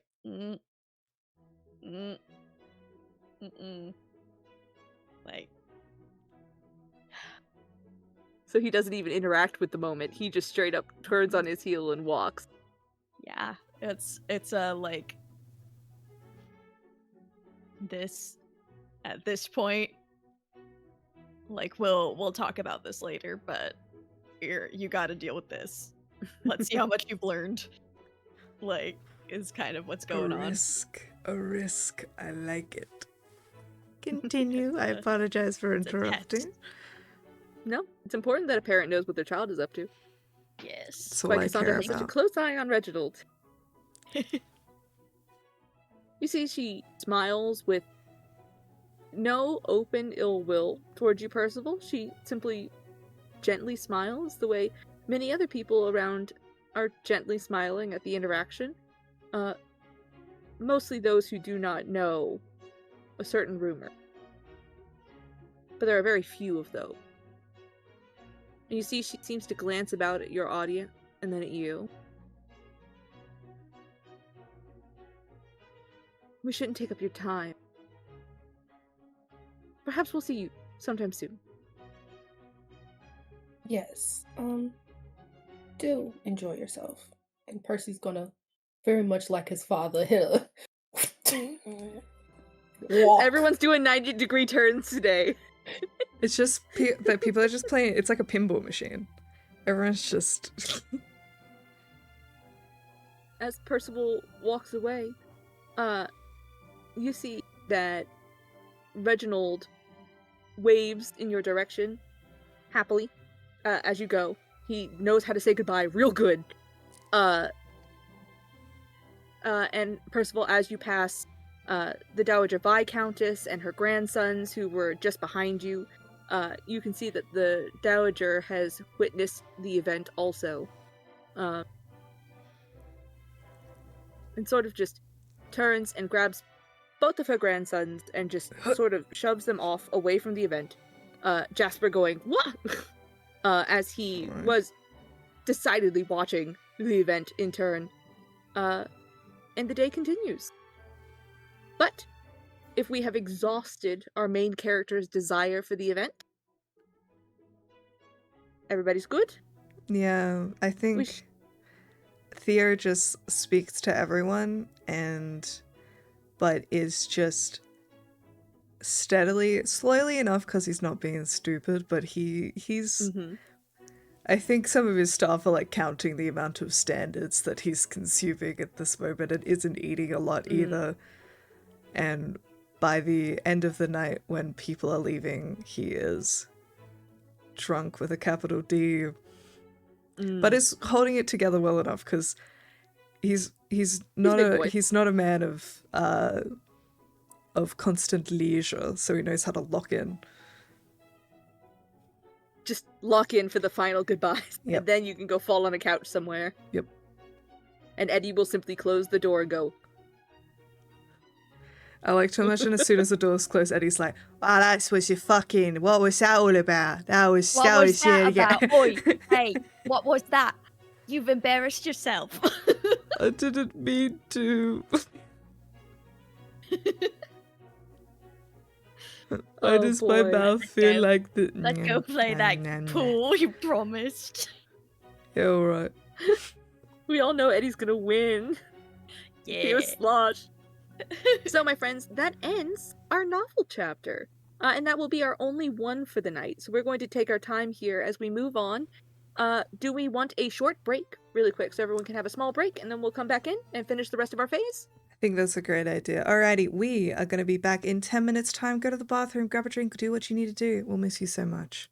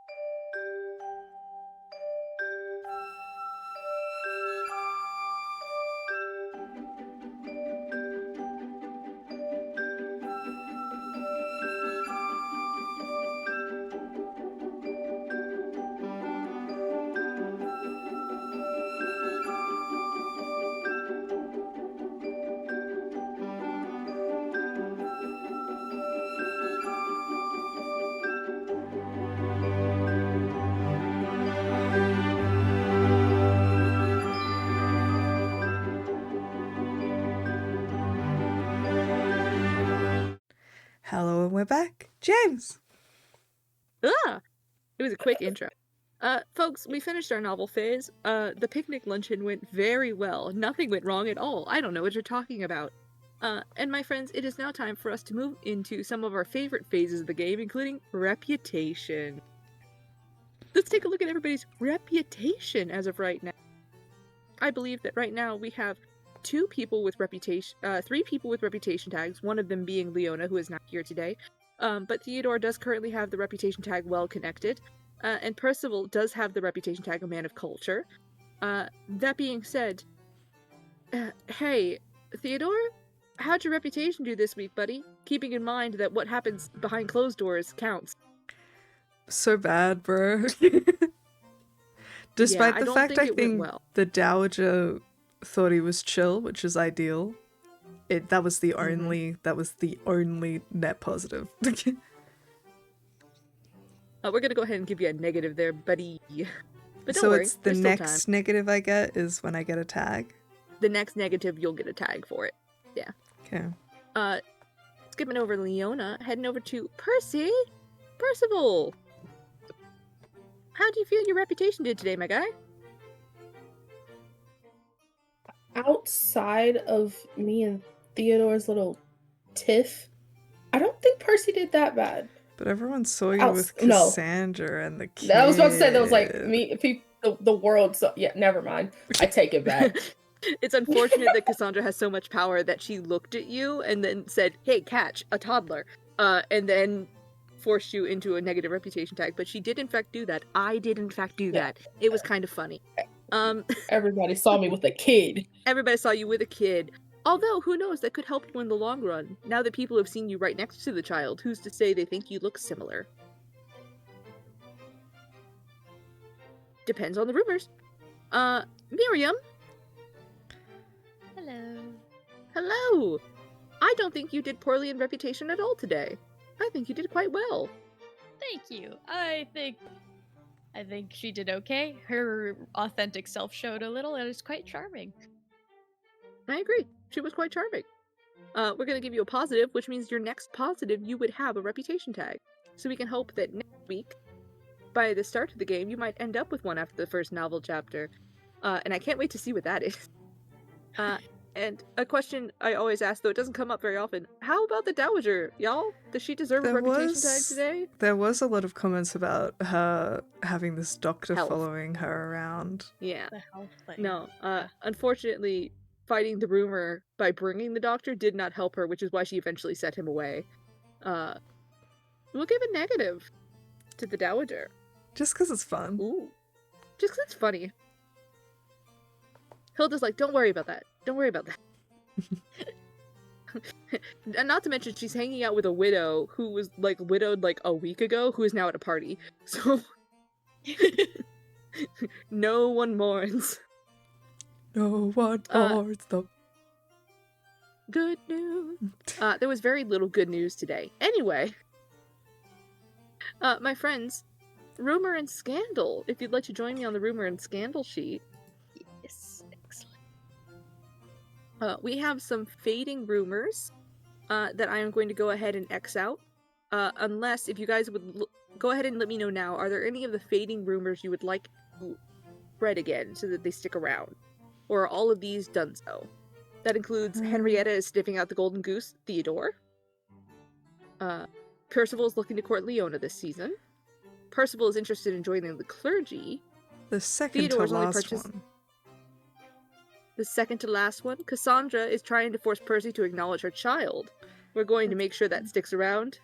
I'm spreading that one because that literally happened at the Alright, party and it makes fitting. societal sense. That's Yeah. fair. I do think that we can get rid of our other fading rumors, though. I think they're all kind of not sticking around. So I'm just going to boop, boop. I love that the boop. one I spread for no reason is the one that is a scandal. But it's iconic. It's very Turns up funny. debut. That's right. Tarkin Abernathy is not fit to debut this season. And he keeps proving Um, it. And I am going to fade these Yeah. rumors here. Everything is set to fading. So, from this point, Maddie, you have already spread a rumor, so we'll go to the next person here. Abigail, is there a rumor you would like to create or spread? There's a rumor I'd like to create, and in my Okay. head, I know this doesn't necessarily have to happen. In my head, this is Henrietta's revenge. Like, this is, like, her revenge for being slighted, and it was That's that fair. the host was deep in his cups during the was so rudely deep in his cups during the party.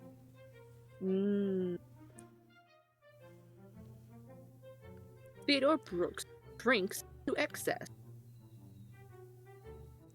is the rumor. And next up, Ray. This is cheap, but I have to bring back the Dowager being geriatric. She brought the doctor. Oh boy, she brought the doctor. She We're gonna did. spread that rumor. I have to bring it back. I am going to put in playing with something in my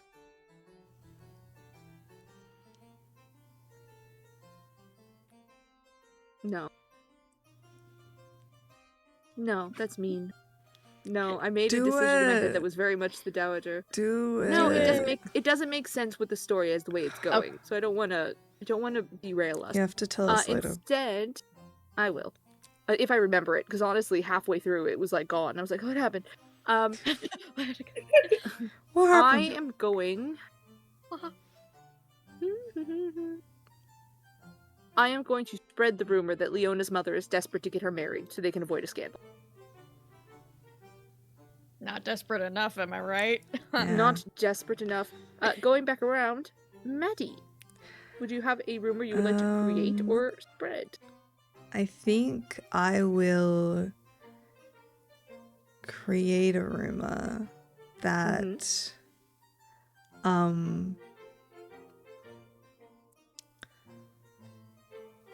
I'm trying to think like something about like Leona not being there.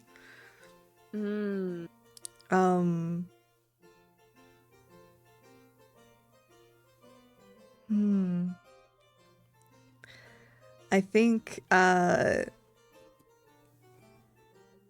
is a rumor that Leona was not in a fit state to see company. Ooh. And left and never attended because she's a socialite, so it is strange that she would not be here. So I think people are like just like, oh my god, something big must have happened. Like no one said that she was sick. Why would a woman not show up to an event and no one says she's sick? Oh god. Abigail. Woman. Brent, create. Man, I want someone to make one about Miriam because Miriam hasn't had one yet. That's fair. Make one about yourself. Well, Miriam was seen on several men's arms today. No, that's mean. What do you mean that's mean? That's courtship. No, that's my blorbo. That's my little blorbo. I can't make any rumors about her. It's against my vows. Ray, there's something you have to do. You can. You totally can. I just don't want Miriam to be mad at me. I've already given her a miserable life. All right. We did kill a lot of her family. Yeah, I killed a lot of her family and then gave her back some because I needed a reason for her to be more charming and be homesick. Let's see. I think I want to, because I created a rumor, so I think I want to spread the rumor that Leona was not in a fit state to be amongst company. Ooh, I think we'll do it that. is spread. It is done. Ray, do you have a rumor you would like to create or spread? Hurry up. Create it, but I'm gonna be a bit nice about it. Okay. Kidding. Okay, hear me We'll out. allow it. I don't know how to word it, but Miriam essentially, what is it? I don't know Bridgerton terms. The something of the she's sea. very Miriam is the eligible. diamond of this. She's the most Or- eligible Yeah. woman Oh. despite not being from a noble birth. Because she was seen with Yeah. several people, so like the most sought after, Yeah, she's really popular. Oh. I guess is how I wanna. Yeah. So Miriam is secretly a prize of the sea.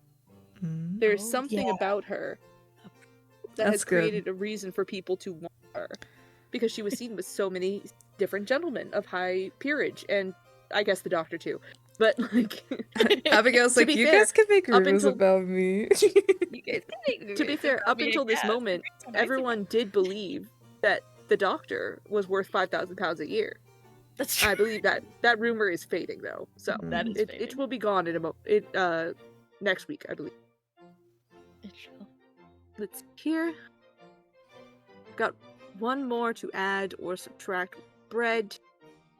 I don't necessarily want to spread.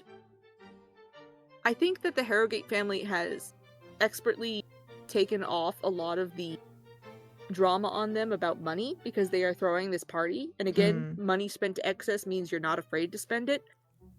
So I think with the invitations to this gallery event where they don't usually throw parties, it's not spreading anywhere. And I don't think that the doctor is acting like someone who is worth 5,000 pounds a year. So I do think that's going to also be fading. What a lad. What a Don't guy. do it, He loves James. What a guy. swans. He He's gonna look up likes so swans. much about geese.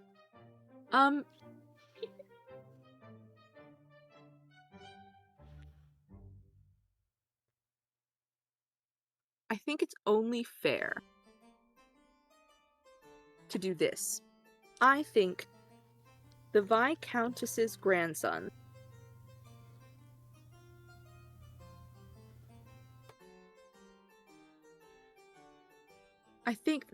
the rumor is the Viscountess's grandson must marry this season or forfeit their right to an heirship. Okay. Dennis is gonna hear about that and be like, no one told me. What? Huh? Suddenly they're trying even harder to get married. I don't think Dennis was alright. trying that hard. Put a fire under his ass. The Dowager might have started this one herself. Anyway, that means that Theodore drinks to excess is fading already, so only a couple people believe that. It means that Miriam is secretly a prize of the season is fading, but it is still around. It means that the Viscountess's grandsons must marry this season or forfeit heirship is just around. And everything else, including the Dowagers becoming inept and geriatric, has been spread. Leona Fairfields was not in a fit state to be amongst company recently, has spread. Cassandra, the actress, is trying to force Percy to acknowledge her child, is spread.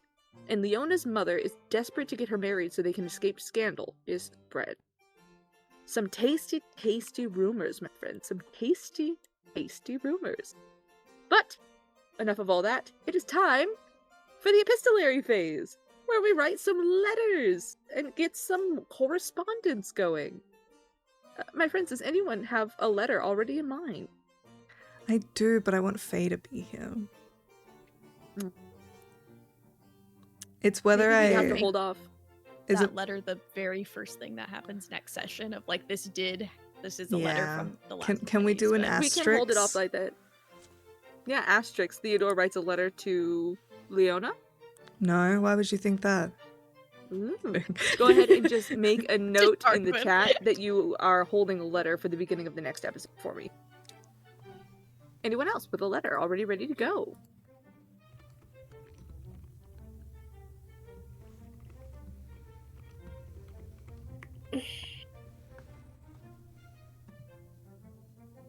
I think Percy, to stay in good graces, actually,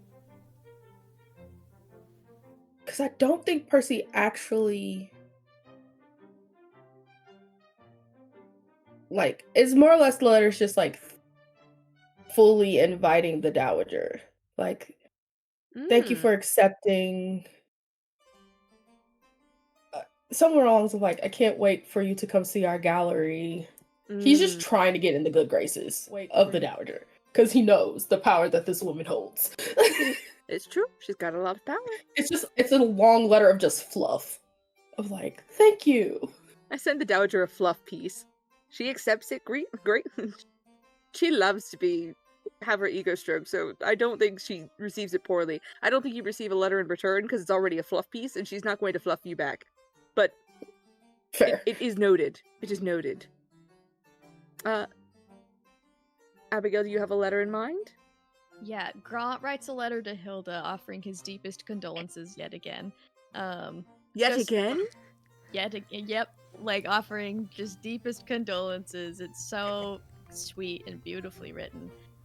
Poetry. How many really. letters has this man sent to Hilda already about No, the I mean condolences? offered condolences at the. Okay. I was like, He's not a how many stalker. are we? He's just a little weird. Fair. She receives the letter. You receive. Grant receives the normal like, thank you acknowledgement card from a mourning Perfect. family. Just Excellent. is received. Perfect. That was important. And then Miriam, I think, just has like correspondence between like the people within the house, like without necessarily letters. Like, I think she thanks People pass notes back and forth and things like that. yeah, she thanks Dennis for in a way standing up for her and like giving her advice. And I think soon after that letter is sent, like soft piano music can be heard throughout the home. In reply, he sends you a quite a good drawing. What looks like made with like an ink pen is a copy of the traditional art of a tarot card. It's a tarot card of the Chariot. Ooh. Future journey. A bit of correspondence. A folded up page is sent to Miriam from interior of the house. But it is a note in the doctor's hand, describing that swans are in fact related to geese. They are technically geese. They are a related species. God damn. Sounds like you must have spoken to a marine biologist.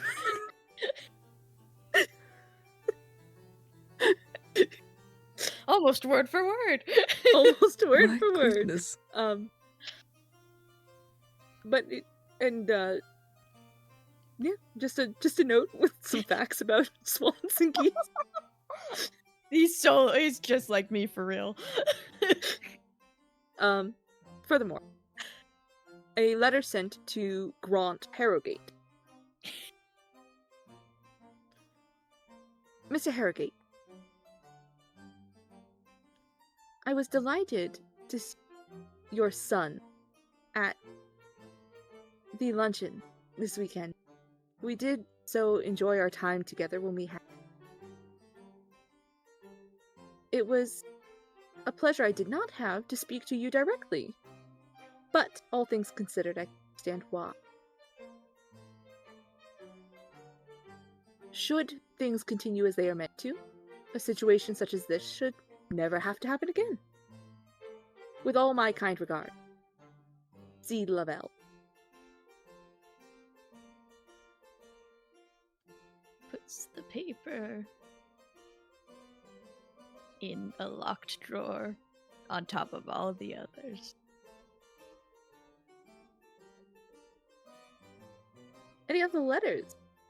I'll do my technically second one, apart from the asterisks, which is to Mr. Percival Harrogate. That is just a little note that says, for your consideration.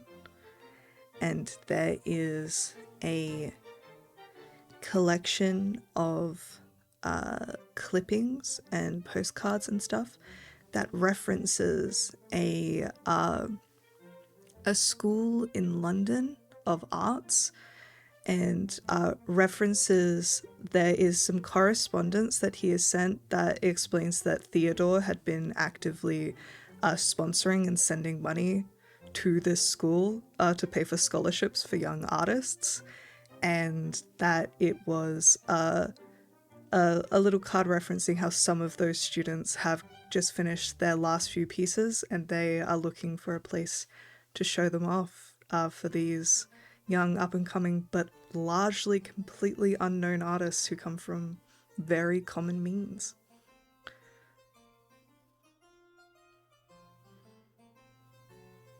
Percy is gonna flip through the clippings and then begin to do his own research on the school to see how he can anonymously set up his own scholarship fund and maybe acquire new pieces for the gallery. Excellent. One other note of correspondence. An invitation arrives in the afternoon for the Harrogate gentlemen for the Lawton Ball, as declared earlier in the day. Is it just Percy? No, it's both of them. Okay, that would be really funny. It would be improper for it to just be Percy. It would be really funny, but it would be improper. I guarantee you the Viscountess sat there and like, could I get away with it? Hilda was like, do it. She's like, I couldn't. Hilda was like, do it, do it, do it. And she was like, everyone already thinks I'm geriatric. I can't. Oh, I'm bad. Grant is gonna show up in the tallest top hat you've ever seen. The biggest top hat you've ever seen. Oh boy. Like, no, all I can picture is just like a Dimsdale Thibodeau type. Grant Harrogate of the Harrowthorne Harrogate. My friends, we have ended our epistolary selection. If there are no more letters to be spread, I believe everyone did their requisite too. And with that, we are into the upkeep phase because we are skipping our second novel phase today. Upkeep means it's time for me to double check. Has everyone used their monologue token? No. And boy, we have not. I did. I'm You doing did. my part. You did good. My friends, does anyone have a monologue they would like to request from a fellow player? Yeah. I have one mainly that'll be funny. Ooh, that's valid. My monologue token is for the Dowager Viscountess Jessica Lorden. Hey, why does she want to invite me for lunch? What's on her mind about that? Once again, we zoom in on the private bedroom of the Dowager Viscountess, where she is once again leaning over her journal and scratching away. You see that there are many names circled and crossed out, lines drawn between names which have been scribbled, and things of that nature. And you see that her own grandson's names are present. Leona, Miriam, and now, joining the ranks of these, Theodore Brooks. Again, the line between Theodore and Miriam remains. I knew it. Although now a line from Miriam also goes to Jasper, to Dennis, and at the very bottom of the list, Elliot is written. Not connected to any name, simply present among the rest of the list. In monologue, it is more so just mutterings and misgivings. A line is made, a line is crossed out, a line is made, a line is... It is a scribble of ink that she eventually rips out of the book and tosses into the fireplace, and she goes, "There simply must be a better way. I have no idea how these people interact with each other, so I will simply bring them all together, all in one place, where I can look at them like fish in a bowl. And once I am sure of it, then I can be sure of it. That is all it must take. I will invite them all to lunch. The boys will already be here, all 3 of them. I will bring in Mr. Brooks. Miriam will already be here. I will bring in Leona. Her mother will not end this nonsense, and so I will make sure that she is included. By gods, by the end of this season, there will be some marriages. Terribly bored of no marriage."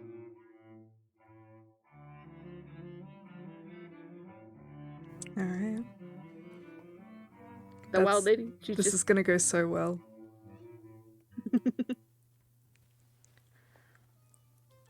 My friend.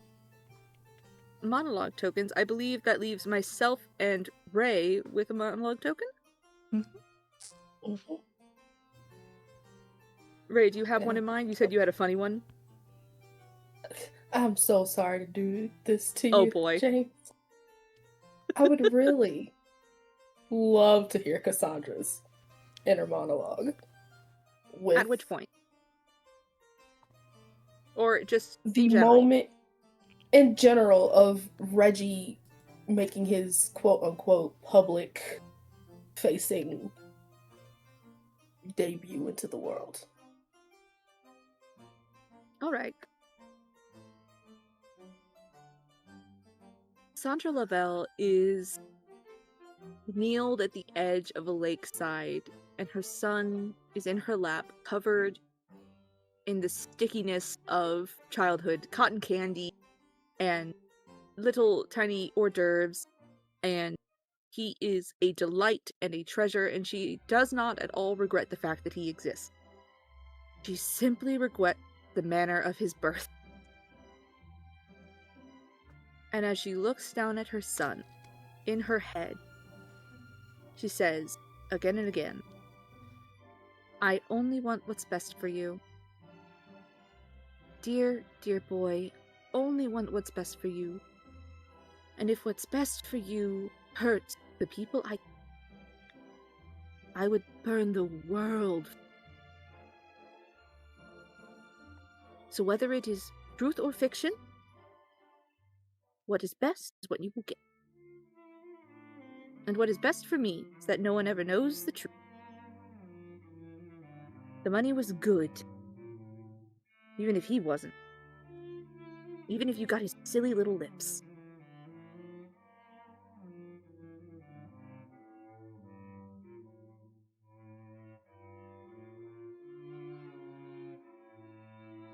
Anyway, I've got a monologue token.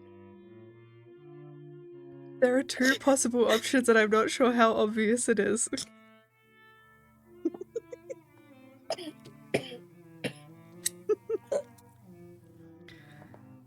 The entire cast losing it at what is possibly a revelation. We can talk it out. It's a novel. We're writing a novel Yeah. together. Okay. Having a reaction to something? It's either Grant or like Jasper. If it's Jasper, that would be No. so funny. No, He I was did make trying mention- to talk to her.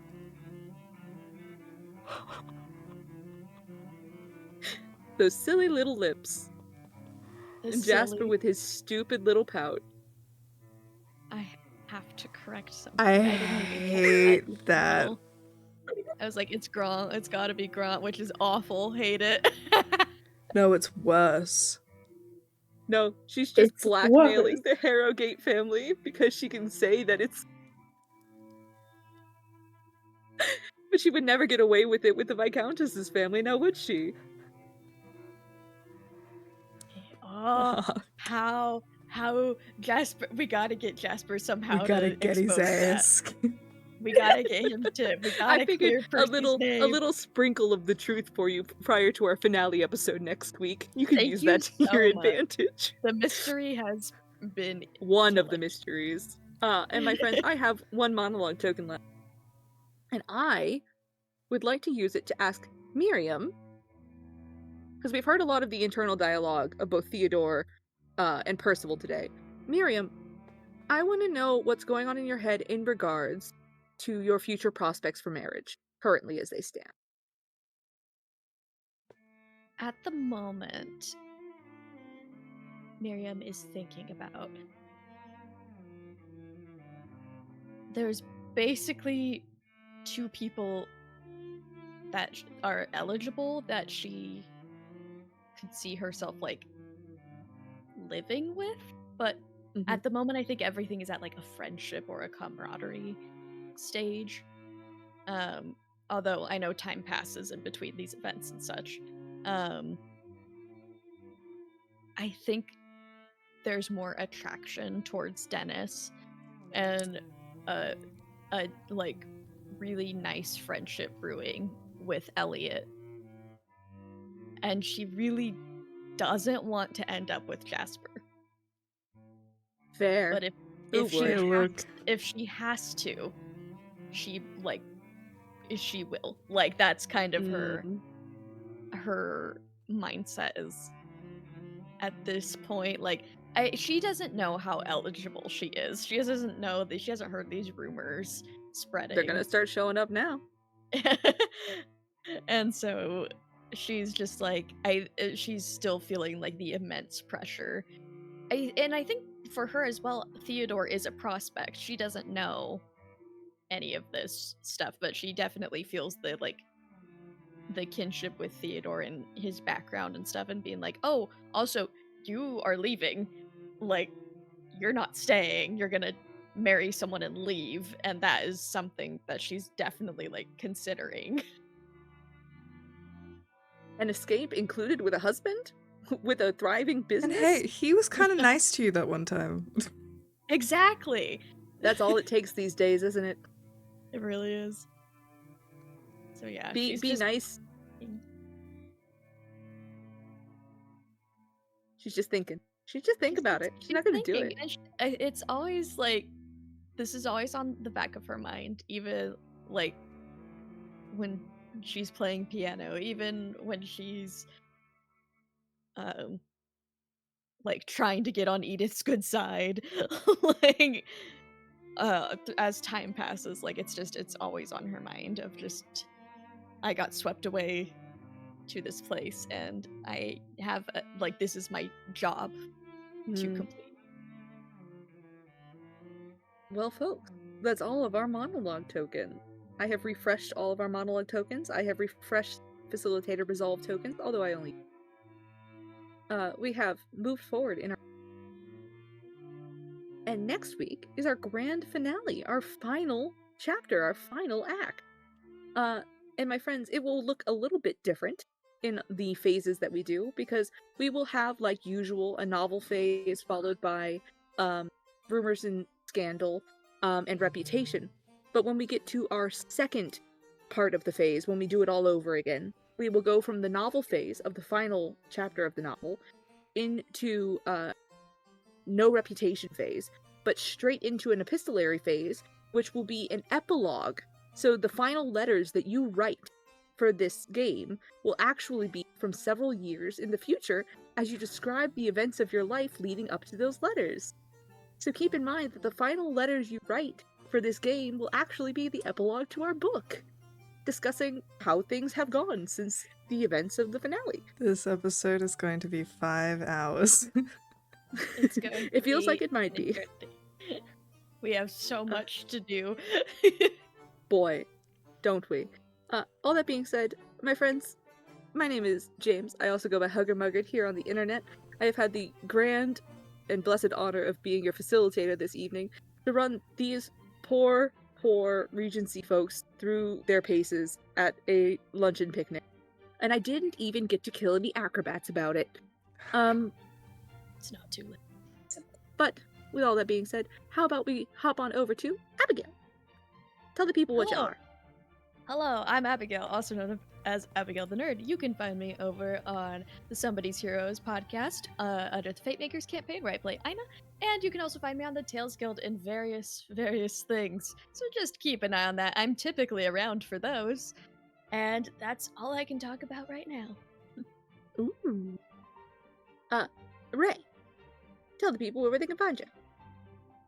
Hi, I'm Ray, otherwise known as the Ray Wilds. I exist on the internet. You can find me on Wednesdays on Pluto Underworld's channel as a hero who's not a hero. It's very gray. I'm a dream weaver. I live in your nightmares. But if you like horror that's also superheroes, come check out The Return. Yeah. And finally, Maddie. Hello, my name is Madeline. This is my channel. Hi. Make sure you hang around on Sundays because that's when we have Chains of Asmodeus.